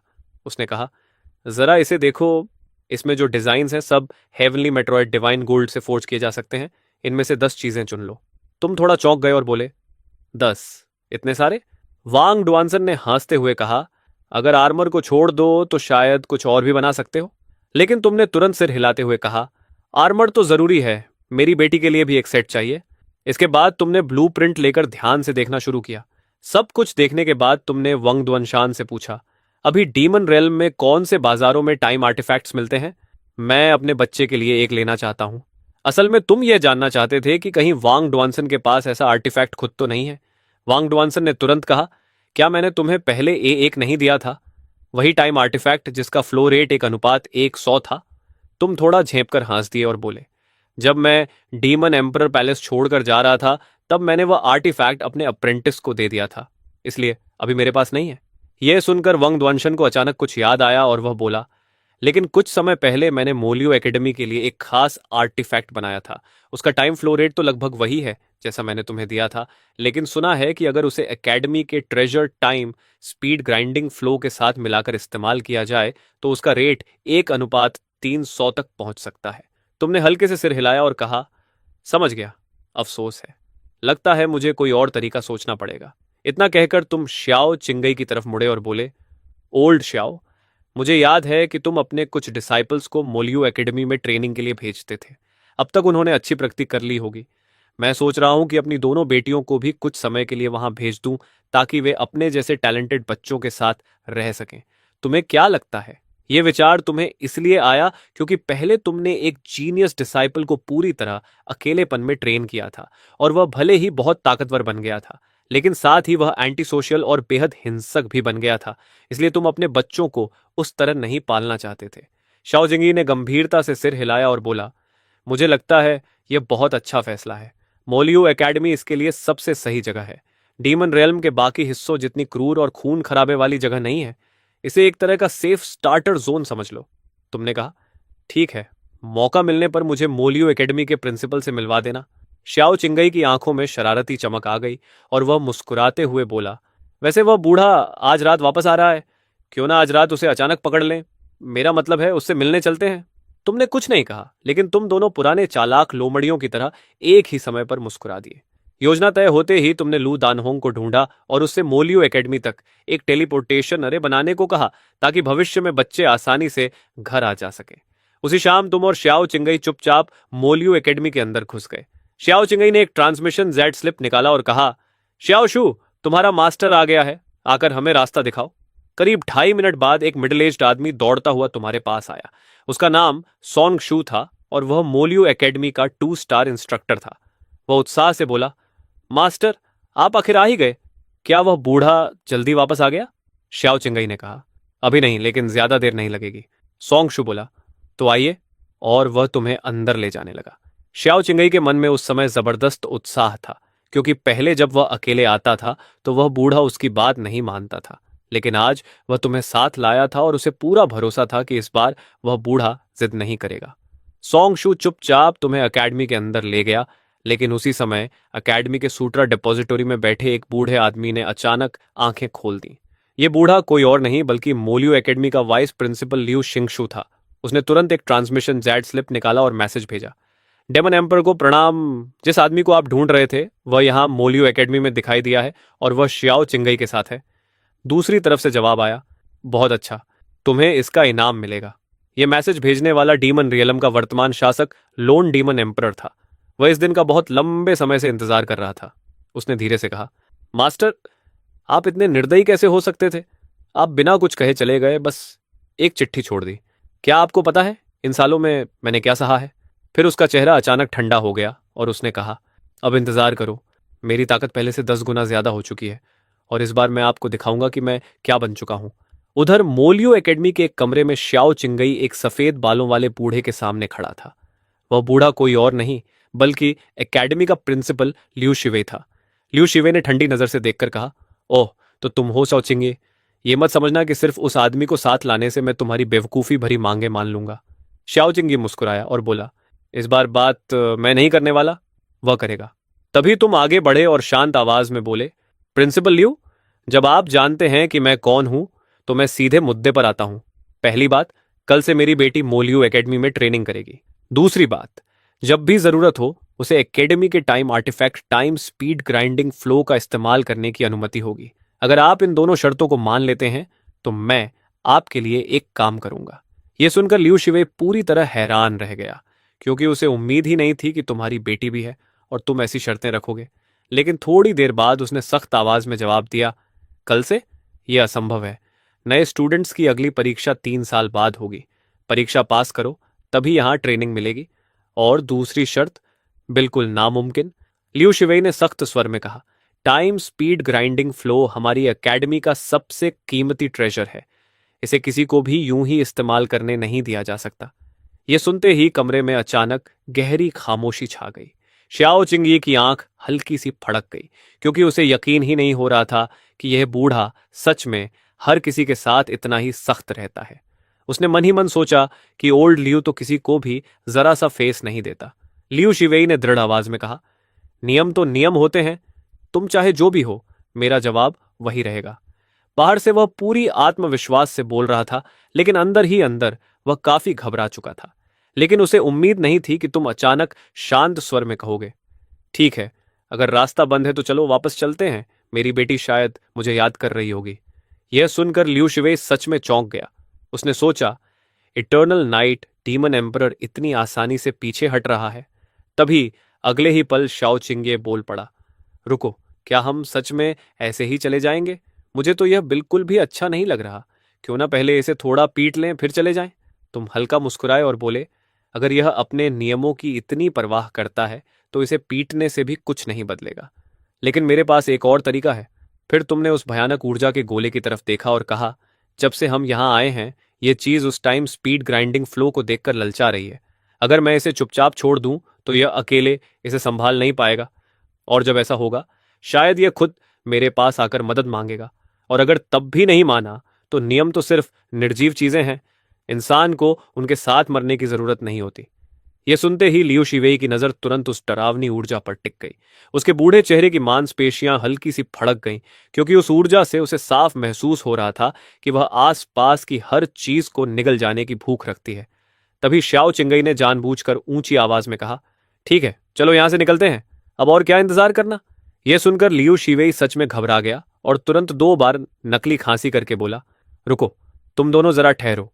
मैं बस सोच रहा था कि शायद कुछ नियमों में थोड़ी बहुत गुंजाइश निकाली जा सकती है, लेकिन पहले तुम्हें मेरे लिए एक काम करना होगा। तुम और श्याओ चिंगई एक दूसरे की तरफ देखे और समझ गए कि यह बूढ़ा बहुत जल्दी मान गया। तुमने तुरंत वह ऊर्जा का गोला वापस रख दिया और बोले, ठीक है, बताओ क्या करना होगा।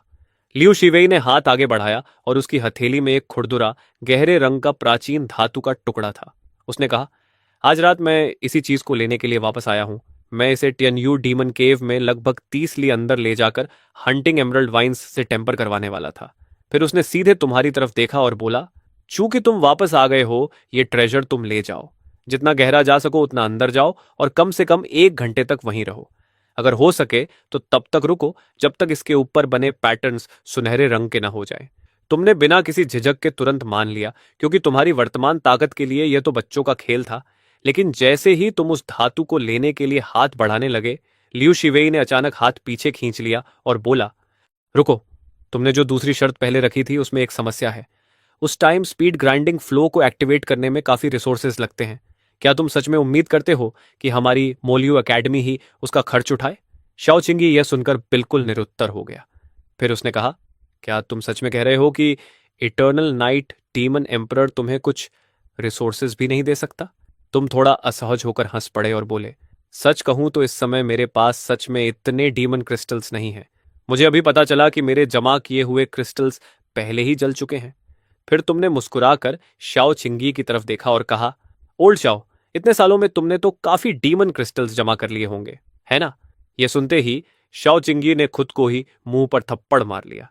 1 घंटे बाद जब तुम लियू शिवे द्वारा दिया गया काम पूरा करके लौटे तो सीधे कोर्टयार्ड में आकर आवाज लगाई, जिक्सुआन, मियाओ मियाओ, डैडी वापस आ गया।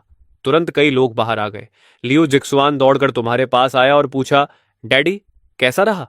अब तक लियू जिक्सुआन को पता चल चुका था कि मोलियो एकेडमी के पास डीमन रियल्म का सबसे शक्तिशाली टाइम आर्टिफैक्ट है और वह ग्रैंड अर्थ रियल्म में ब्रेक थ्रू करने के लिए बेहद उत्साहित था। तुमने मुस्कुराकर कहा, तुम दोनों अब डीमन रियल्म की सबसे बेहतरीन एकेडमी में ट्रेनिंग करने वाले हो। इसके बाद तुम शुए त्यनफेई के पास गए और बोले, मुझे तुमसे एक बात करनी है। अभी मेरे पास डीमन क्रिस्टल्स थोड़े कम हैं, इसलिए मुझे तुमसे कुछ उधार लेने होंगे। बच्चों को मोलियो एकेडमी के टाइम आर्टिफैक्ट का इस्तेमाल करने के लिए रिसोर्सेज चाहिए होंगे। तुम्हें अच्छी तरह पता था कि श्यू तियानफई का परिवार डीमन रियलम के सबसे बड़े ट्रेड गिल्ड्स में से एक चलाता है। यह सुनते ही श्यू तियानफई की आंखें चमक उठी और वह बोली, तुम्हें जितने चाहिए उतने ले लो। तुमने कहा, तो फिर 100 million top grade demon crystals दे दो। श्यू तियानफई ने बिना एक पल सोचे जवाब दिया, ठीक है, मैं अभी किसी को भेजकर भिजवा देती हूं। तुमने कहा, जब मेरा अप्रेंटिस आएगा तो मैं तुम्हें लौटा दूंगा। लेकिन जुए तियानफई ने तुरंत कहा, तुम क्या कह रहे हो? और वैसे भी ये बच्चों के लिए है, इतना तो मैं कर ही सकती हूँ। फिर वह लियू जिक्सुआन और लियू म्याओ म्याओ के पास गई और बोली, आंटी शुए तुम्हें खुद स्कूल छोड़ने और लेने आएगी, कैसा रहेगा? लियू म्याओ म्याओ की आंखें चमक उठी और वह बोली, हाँ आंटी शुए, अब आप पीछे नहीं हट सकती। तुमने तुरंत कहा, म्याओ म्याओ, आंटी शुए को परेशान मत करो, तुम्हारे पास मैं हूं ना। लेकिन लियू म्याओ म्याओ ने शुए तियानफई का हाथ कसकर पकड़ लिया और बोली, मुझे आंटी शुए ही चाहिए। जब आंटी शुए होती हैं तो मुझे स्वादिष्ट खाना भी मिलता है और ट्रेनिंग भी। यह सुनते ही लियू जिक्सुआन ने उसकी गोल मटोल गालों को पकड़कर कहा, तुम छोटी फूडी, कभी ट्रेनिंग पर भी ध्यान दे लिया करो। तुम ही तो कहती थी कि जल्दी ग्रैंड अर्थ रियल में ब्रेक थ्रू करना है। लियू मियाओ मियाओ ने गाल फुलाकर कहा, लेकिन मैंने पता लगा लिया है कि जब मैं स्वादिष्ट खाना खाते हुए ट्रेनिंग करती हूं तो मेरी ट्रेनिंग और भी तेज हो जाती है। यकीन नहीं होता? देखो। इतना कहकर उसने ठंडा वाटरमेलन निकाला और खाते हुए ट्रेनिंग दिखाने लगी। कुछ ही पलों बाद वहां मौजूद हर इंसान पूरी तरह हैरान रह गया। वह बोली, देखा, मैंने कहा था ना, मैं झूठ नहीं बोल रही। तुम तुरंत आगे बढ़े और अपनी बेटी के सिर पर हाथ रखते हुए बोले, म्याओ म्याओ, एक बार फिर ट्रेनिंग करके दिखाओ, मुझे खुद देखना है। थोड़ी देर बाद जब तुमने आंखें खोली तो तुम सच में हैरान रह गए, क्योंकि तुमने साफ महसूस किया कि जब तुम्हारी बेटी खा रही थी तब उसके अंदर की स्पिरिचुअल रूट सच में बढ़ रही थी। फिर थोड़ा झेंपते हुए तुमने कहा, अगर ऐसा है तो मियाओ मिया, अब से तुम खाते हुए भी ट्रेनिंग कर सकती हो। फिर तुमने शिव तियानफे की तरफ देखा और मुस्कुराकर कहा, वैसे यह सारा खाना तुम ही उसे चुपके से दे रही थी, है ना? यह सुनते ही लियू मियाओ मियाओ तुरंत जुए तियानफे के सामने खड़ी हो गई और बोली, डैडी, आंटी जुए को मत डांटो। अगर आंटी जुए नहीं होती तो मुझे कभी पता ही नहीं चलता कि मैं ऐसे ट्रेनिंग कर सकती हूँ। जुए तियानफे की आंखों में तुरंत स्नेह भर आया और वह बोली, उफ, काश ये बच्ची मेरी होती। तुम थोड़ा असहज होकर सिर खुजाने लगे और बोले, मैं आपको डांट नहीं रहा था आंटी शुए, मैं तो बस आपका धन्यवाद कर रहा था। श्वेत अनफे हल्की मुस्कान के साथ बोली, अगर सच में धन्यवाद कर रहे हो तो फिर उसका एक रिवॉर्ड भी होना चाहिए। तब तुमने श्वेत अनफे की तरफ देखकर पूछा, तो बताओ तुम्हें किस तरह का रिवॉर्ड चाहिए? श्वेत अनफे अचानक इतनी खुश हो गई जैसे उसे खुद भी उम्मीद नहीं थी। वह बोली, रुको, क्या तुम सच में सीरियस हो? तुमने सिर हिलाकर हाँ कहा। पास खड़े शाओचिंगी ने यह सब देखा और वही चालाक मुस्कान फिर से उसके चेहरे पर आ गई। वह हंसकर बोला, मैं तो तुम्हारे पक्ष में हूं शिव तियानफई। लेकिन शिव तियानफई ने सबको हैरान कर दिया और बोली, बस मेरे बारे में कुछ अच्छा बोल दो। ये सुनकर तुम भी उसे नए नजरिए से देखने लगे और मुस्कुराकर बोले, ठीक है, तुमने बहुत अच्छा किया। ये सुनते ही शिव तियानफई का चेहरा ऐसे खिल उठा जैसे उसने शहद खा लिया हो। फिर उसने कहा, ठीक है मियाओ मियाओ, जिक्सुआन, तुम दोनों आंटी शिव के साथ आओ। मैंने तुम्हारे लिए कुछ चीजें तैयार की हैं, मोलियो एकेडमी में तुम्हें उनकी जरूरत पड़ेगी। इतना कहकर वह दोनों को कमरे के अंदर ले गई। ये सब देखकर श्याओ चिंगई ने हैरानी से सिर हिलाया और बोला, भाई, क्या ये वही शिव त्यानफई है जिसे हम जानते हैं? अब तो सच में इसमें वाइफ और मॉम वाली वाइब आने लगी है। तुमने श्याओ चिंगई की तरफ देखा लेकिन कुछ नहीं कहा, क्योंकि सच तो यह था कि अभी जो हुआ था उसने तुम्हें भी थोड़ा हैरान कर दिया था। श्याओ चिंगई ने देखा कि तुम्हारे पास कोई जवाब नहीं है तो वह जोर से हंस पड़ा। हा हा हा, यही तो है शिव त्यानफई, रिस्पेक्ट रिस्पेक्ट। करीब आधे घंटे बाद एक कमरे में अकेले बैठी लियू जीशुआन गंभीरता से लियू मियाओ मियाओ को देख रही थी और बोली, लगता है तुम्हें सच में आंटी शुए बहुत पसंद है। क्या सिर्फ इसलिए कि वह तुम्हें अच्छा खाना देती है? उसे पता था कि उसकी छोटी बहन अब अपनी सोच विकसित करने लगी है। लियू मियाओ मियाओ ने थोड़ा सोचकर कहा, सिस, मुझे लगता है आंटी शिव बिल्कुल डैडी जैसी है। वह सच में मेरी परवाह करती हैं, शायद मॉम से भी ज्यादा। यह कहते हुए उसने होंठ भींच ली और चुपचाप नीचे देखने लगी। पहले मॉम बस कल्टीवेशन ही करती रहती थी, उन्होंने हमारे साथ कभी समय ही नहीं बिताया। यह सुनकर लियू जिक्सवान भी कुछ देर चुप हो गई। तभी लियू मियाओ मियाओ ने ऊपर देखा और उसकी आंखों में हल्की उदासी थी।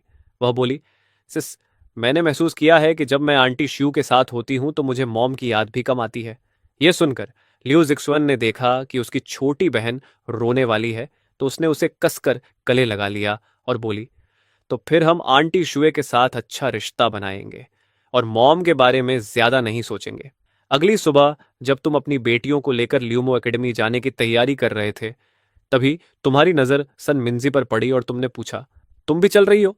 सन मिंजी की आंखें हैरानी से फैल गईं और वह बोली, क्या मुझे भी जाने की इजाजत है? तुमने शांत स्वर में कहा, मैं ल्यूमो एकेडमी के हेडमास्टर से कह दूंगा कि मैं अपनी बेटियों को वहां दाखिल करा रहा हूं। तुम बस मेरी एक बेटी बनकर चलना ताकि तुम भी वहां के टाइम एक्सिलरेटिंग ट्रेजर का इस्तेमाल करके कल्चरेशन कर सको। सन मिंजी घबरा गई और बोली, क्या यह सच में ठीक है? मैं तो कोई खास नहीं हूं, मेरे पास देने के लिए कुछ भी नहीं है। लेकिन उसके बोलने से पहले ही तुमने बात काट दी। फैसला हो चुका है, तुम जिक्सुआन के साथ रहोगी और तुम दोनों एक दूसरे का ख्याल रखोगी। सन मिंजी को यकीन ही नहीं हुआ कि उसे ऐसा मौका मिलेगा। उसने तुरंत झुककर 90 डिग्री का प्रणाम किया और बोली, बहुत धन्यवाद सीनियर। उसी समय लियू यूनई भी पास आ गई और बोली, ब्रदर इन लॉ, मेरे मास्टर, और मैंने वह टेलीपोर्टेशन अरे बना लिया है जिसकी आपको जरूरत थी। क्या आज ही उसे दोनों जगह सेट कर दें? तुमने कहा, हाँ। तभी तुम्हें अचानक एक ख्याल आया और तुम बोले, ओ हाँ यूनी, अगर तुम चाहो तो तुम भी मेरी बेटी बनकर ल्यूमो एकेडमी में दाखिला ले सकती हो। इस पहचान के साथ तुम भी वहां के टाइम ट्रेजर का इस्तेमाल कर सकोगी और जल्दी ब्रेक थ्रू कर पाओगी। यह सुनकर लियू यूनई का चेहरा लाल हो गया और वह बोली, यह तो ठीक नहीं लगता। मेरी उम्र में क्या मैं सच में आपकी बेटी बनकर दिख सकती हूं? यह सुनकर श्याओ चिंगई जोर से हंस पड़ा और बोला, तुम्हारी बेशर्मी अब मेरी बराबरी करने लगी है। मैं अभी से सोच सकता हूं कि जब वह बूढ़ा तुम्हें इतनी सारी बेटियों के साथ देखेगा तो उसका चेहरा कैसा होगा। तुमने श्याओ चिंगई को घूरकर देखा और बोले, मैंने सिर्फ इतना कहा था कि मैं अपनी बेटियों को दाखिल करा रहा हूं, मैंने ये नहीं कहा कि कितनी बेटियां हैं। श्याओ चिंगई कुछ बोलना चाहता था लेकिन अब देर हो चुकी थी। उधर लियू यूनई अभी भी झिझक रही थी। तब उसके मास्टर ने उसे समझाते हुए कहा, चलो डिसाइपल, मान जाओ, 1:300 का टाइम रेशियो है। तुम्हारे मास्टर को भी ऐसा मौका मिल जाए तो वह मना नहीं करेंगे। तुमने मजाक में कहा, अगर तुम्हें शर्म नहीं आती तो तुम भी मेरी बेटी बन सकती हो। लू दानहोंग तुरंत बोली, नहीं नहीं, मैं इस नाटक में नहीं पढ़ने वाली। थोड़ी देर बाद लियू यूनई ने दांत भींचे और फैसला कर लिया, ठीक है, मैं कोशिश करूंगी। ज्यादा देर नहीं लगी और पूरा समूह ल्यूमो एकेडमी पहुंच गया। लियू शिवे खुद बाहर आकर उन्हें लेने आया, लेकिन जैसे ही उसने तुम्हारे पीछे खड़ी इतनी सारी महिलाओं को देखा, वह तुरंत भौहें सिकोड़कर बोला, ये सब? तुमने शिव तियानफई को छोड़कर बाकी सबकी तरफ इशारा करते हुए कहा, ये सब मेरी बेटियां हैं।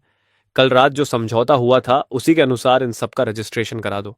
यह सुनकर लियू शिवेई का जबड़ा लगभग जमीन पर गिरने वाला था। तुमने उसके कंधे पर हाथ रखा और हंसकर कहा, इतना हैरान मत हो, ये सब मेरी बेटियां ही हैं।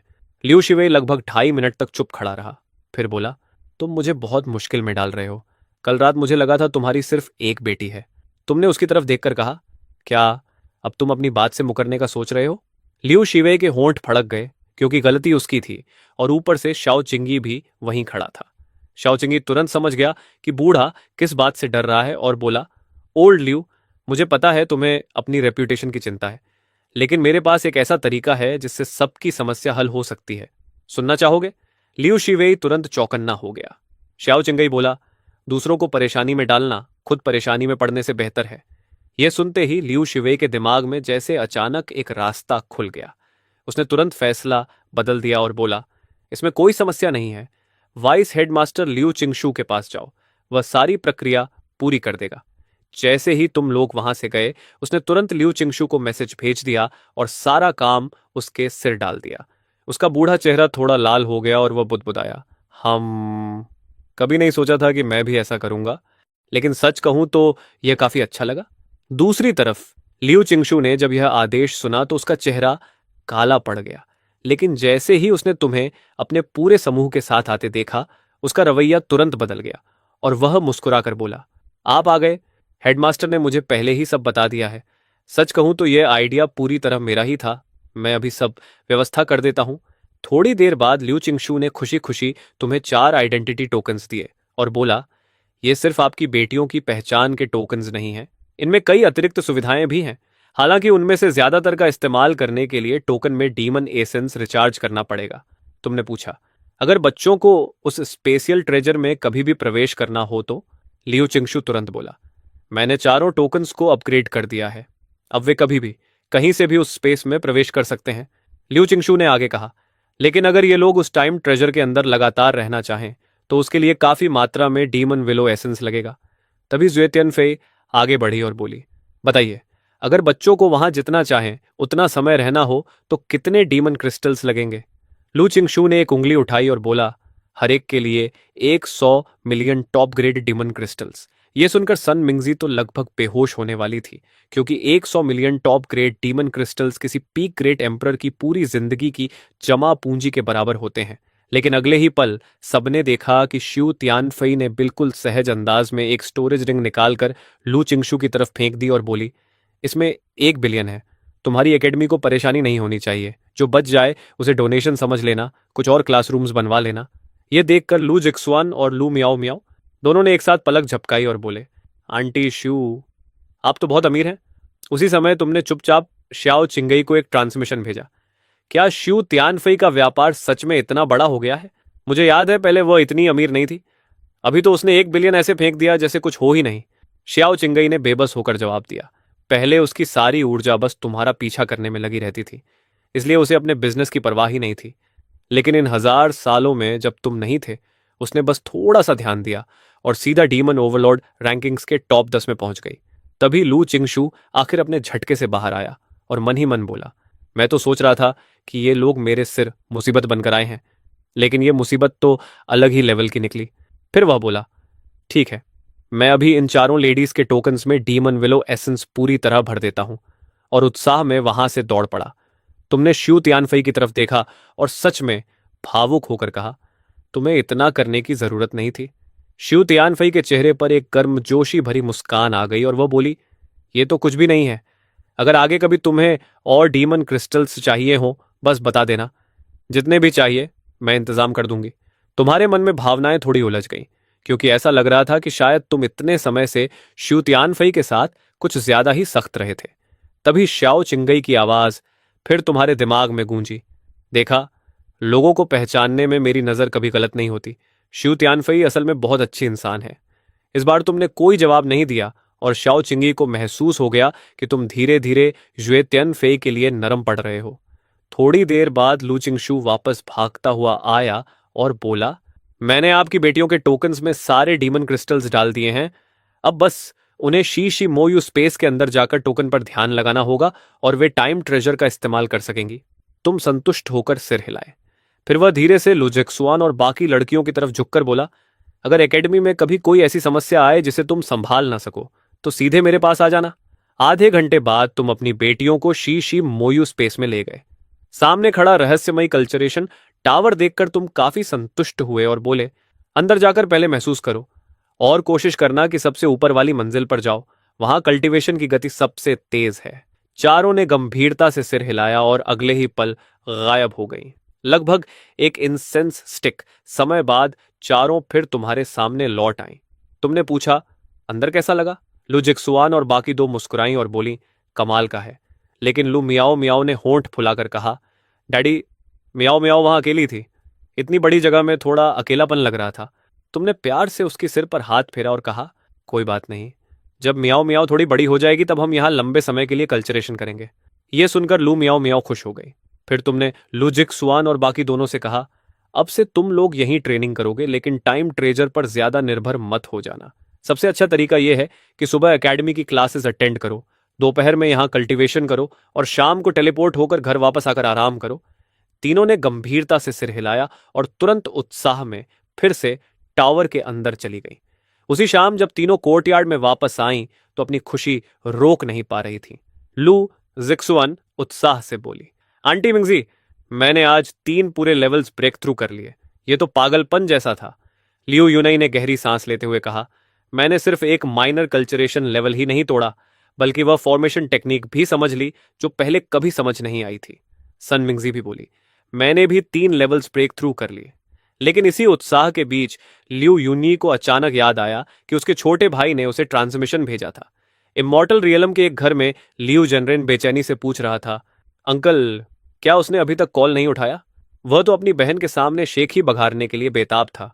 लियू शुआन्यू बोला, शायद वह किसी काम में व्यस्त होगी, लेकिन तुम उसे बताना क्या चाहते हो? लियू जनरेन खुशी से बोला, अंकल, आज आखिर मैं भी सिलेक्ट हो गया। मैंने इमॉर्टल रियलम की सबसे बड़ी एकेडमी चिंगशन एकेडमी ज्वाइन कर ली। और इतना ही नहीं, वहां के एक 30 टाइम रेशियो कल्टीवेशन स्पेस में सिर्फ 2 घंटे ट्रेनिंग की और तुरंत एक माइनर लेवल ब्रेक थ्रू कर लिया। ये तो कमाल है। लियू शुआन्यू तुरंत समझ गया कि लियू जनरेन क्या करने वाला है और हल्की हंसी के साथ बोला, तुम्हारी मॉम का प्रभाव सच में बहुत बड़ा है। उसने तुम्हें चिंगशान एकेडमी में दाखिला दिलवा दिया। फिर अचानक उसे कुछ याद आया और उसने पूछा, वैसे क्या तुम्हारी एकेडमी में नंगोंग युन नाम की कोई टीचर है? लियू जनरेन बोला, बिल्कुल, वह तो पूरी एकेडमी की सबसे पॉपुलर टीचर है। लियू शुआन्यू ने आसमान की तरफ देखते हुए कहा, वही तो मेरी ड्रीम गर्ल है, मुझे बचाओ। फिर उसने आ भरते हुए कहा, लेकिन सच कहूं तो यह नामुमकिन है। वह नंगोंग क्लैन से है, जो इमॉर्टल रीलम के सबसे बड़े परिवारों में से एक है, और मैं उसके मुकाबले कुछ भी नहीं हूं। ये कहते हुए उसे सच में खुद पर गुस्सा आया, क्योंकि अगर उसने पहले ही अपने उस महान ब्रदर इन लॉ से रिश्ता खराब न किया होता तो नंगोंग युन जैसी लड़की भी शायद उसके स्तर की नहीं होती। तभी अचानक लियू शुआन्यू की आंखें चमक उठी, क्योंकि ट्रांसमिशन कनेक्ट हो गया था। वह तुरंत बोला, सेकंड सिस, वहां सब कैसा चल रहा है? लियू यूनई ने शांत आवाज में कहा, मेरे साथ क्या होना है? जो कहना है सीधे कहो। लियू श्याओन्यू का चेहरा सिकुड़ गया और वह बोला, सिस, थोड़ा प्यार से बात कर सकती हो? और वैसे भी जनरेन तुमसे कुछ कहना चाहता है। लियू जनरेन तुरंत आगे झुककर बोला, आंटी, क्या मेरी सिस्टर वहां है? तभी दूसरी तरफ से एक आवाज आई, क्या चाहिए, जल्दी बोलो। अपनी बहन की आवाज सुनते ही लियू जनरेन खुशी से बोला, सिस सुनो, आज मैंने चिंगशन एकेडमी ज्वाइन कर ली और वहां के 1:30 टाइम ट्रेजर में सिर्फ एक दोपहर ट्रेनिंग करके ही एक पूरा माइनर लेवल ब्रेक थ्रू कर लिया। लू जिक्सुअन के होंठ हल्के से ऊपर उठे और वह बोली, ओह वाह, देखो तो सही तुम्हें। अपनी बड़ी बहन से ऐसी तारीफ सुनकर लियू जनरेन बेहद खुश हो गया और तुरंत बोला, यह सब मॉम की वजह से हुआ है सच में? इतना सुनते ही लू जिक्शुआन का चेहरा सख्त हो गया और उसने झटके से कहा, लियू जनरन, लगता है तुम्हें अब मुझे अपनी बहन मानना ही नहीं है। मेरे सामने फिर से उसका नाम लेना जरूरी था क्या? लियू जनरन भी तुरंत पलटकर बोला, सिस, अगर तुम मुझे भाई मानना छोड़ भी दो तब भी मैं सच कहूंगा। अगर तुम डीमन रियलम में ही रहती रही और मॉम के रिसोर्सेज का सहारा नहीं मिला तो हमारे बीच का अंतर बस बढ़ता ही जाएगा। अगर यकीन नहीं है तो 2 महीने बाद मैं खुद डीमन रियलम आकर तुम्हें दिखा दूंगा। लू जिक्सुअन उसे तुरंत जवाब देने ही वाली थी, लेकिन जैसे ही उसने सुना कि उसका छोटा भाई सच में खुद आने वाला है, उसके होंठ अनजाने में मुस्कुरा उठे। वह बोली, जब चाहो आ जाना, तुम्हारा हमेशा स्वागत है। बस उम्मीद है कि बहुत देर से मत आना, वरना तब तक शायद मियाओ मियाओ भी तुमसे आगे निकल जाएगी। यह सुनते ही ट्रांसमिशन तुरंत कट गया। उधर लियू जेनरेन अब पूरी तरह जोश में आ चुका था और उसी समय डीमन रियलम जाने का मन बना चुका था। इसी बीच इमॉर्टल रियलम के एक भव्य हॉल में कोई बोला, रुयान आज जेनरेन चिंग शान एकेडमी में दाखिल हो गया, वह जरूर बहुत खुश होगा। लियू रुयान ने कृतज्ञता से हाथ जोड़कर कहा, यह सब मास्टर की सिफारिश की वजह से हुआ है। सामने बैठे लिन चिंगशु ने हल्की मुस्कान के साथ कहा, मैंने बस बात पहुंचा दी थी। असल में उन्होंने उसे इसलिए स्वीकार किया क्योंकि उन्होंने उसका टैलेंट देखा। उसका पोटेंशियल बेहद डरावना है। एक दिन वह जरूर सबसे ऊंचाई पर पहुंचेगा, लेकिन अब एक नई समस्या सामने आ गई है। लियू रुयान तुरंत बोली, मास्टर कृपया बताइए। लिन चिंगशू के होंठों के कोने पर हल्की सी मुस्कान आई और वह बोली, समस्या भी उसी टैलेंट की वजह से है। अगर उसे यूं ही बढ़ने दिया गया तो वह इमॉर्टल रेल्म के कई बड़े परिवारों के लिए खतरा बन सकता है। इसलिए कुछ परिवार पहले ही उससे संबंध जोड़ना चाहते हैं। यह सुनकर लियो रुयान का चेहरा थोड़ा फीका पड़ गया और वह बोली, मास्टर, आपने ही तो कहा था कि मेरी स्थिति में किसी को भी प्रेम संबंधों से दूर रहना चाहिए। लिन चिंगशू ने तुरंत उसे रोकते हुए कहा, रुयान, पहले मेरी बात पूरी सुनो। मैंने उन परिवारों से इस बारे में बात की थी। पहले तो वे मानने को तैयार नहीं थे, लेकिन काफी समझाने के बाद उन्होंने एक समझौता किया, और सच कहूं तो यह हमारे भविष्य के प्लान के लिए भी अच्छा है।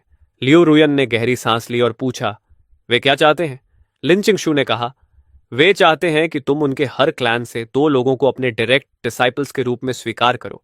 इस तरह उनके परिवारों का तुमसे मजबूत संबंध बन जाएगा और वे भी चिंतित नहीं रहेंगे। लियो रुयन कुछ पल सोचती रही, फिर धीरे से सिर हिलाया और बोली, ठीक है, मैं मास्टर की बात मानूंगी। लिन चिंगशू ने संतोष से कहा, अच्छा है, मैं अभी जाकर यह सब तय कर देती हूं। इतना कहकर वह मुड़ी और उसके चेहरे पर एक ठंडी चालाक मुस्कान उभरी। लियो रुयान, अब तुम मेरे हाथ से निकल नहीं सकती। उधर डीमन रेल्म में 2 आरामदायक दिन बीतने के बाद हुए तियन फे तुम्हें ढूंढते हुए आई और बोली, अगले कुछ दिनों के लिए मुझे अपने क्लैन वापस जाना पड़ेगा। कुछ जरूरी काम है, पता नहीं कितना समय लगेगा। यह सुनकर तुम्हें अंदर से हल्की सी अजीब सी भावना महसूस हुई, क्योंकि पहले अगर वह जाती तो तुम्हें राहत मिलती। तुमने बस इतना कहा, ठीक है, लेकिन काम खत्म करके जल्दी वापस आना। यह सुनते ही शू तियानफई के गाल हल्के से गुलाबी हो गए, क्योंकि उसे लगा कि आखिरकार उसकी कोशिशों को तुम्हारी तरफ से थोड़ा स्वीकार मिला है। फिर तुमने कहा, और जाने से पहले मियाओ मियाओ से जरूर मिल लेना। इन दिनों जब वह घर लौटती है तो सबसे पहले तुम्हें ढूंढती है, मुझे नहीं।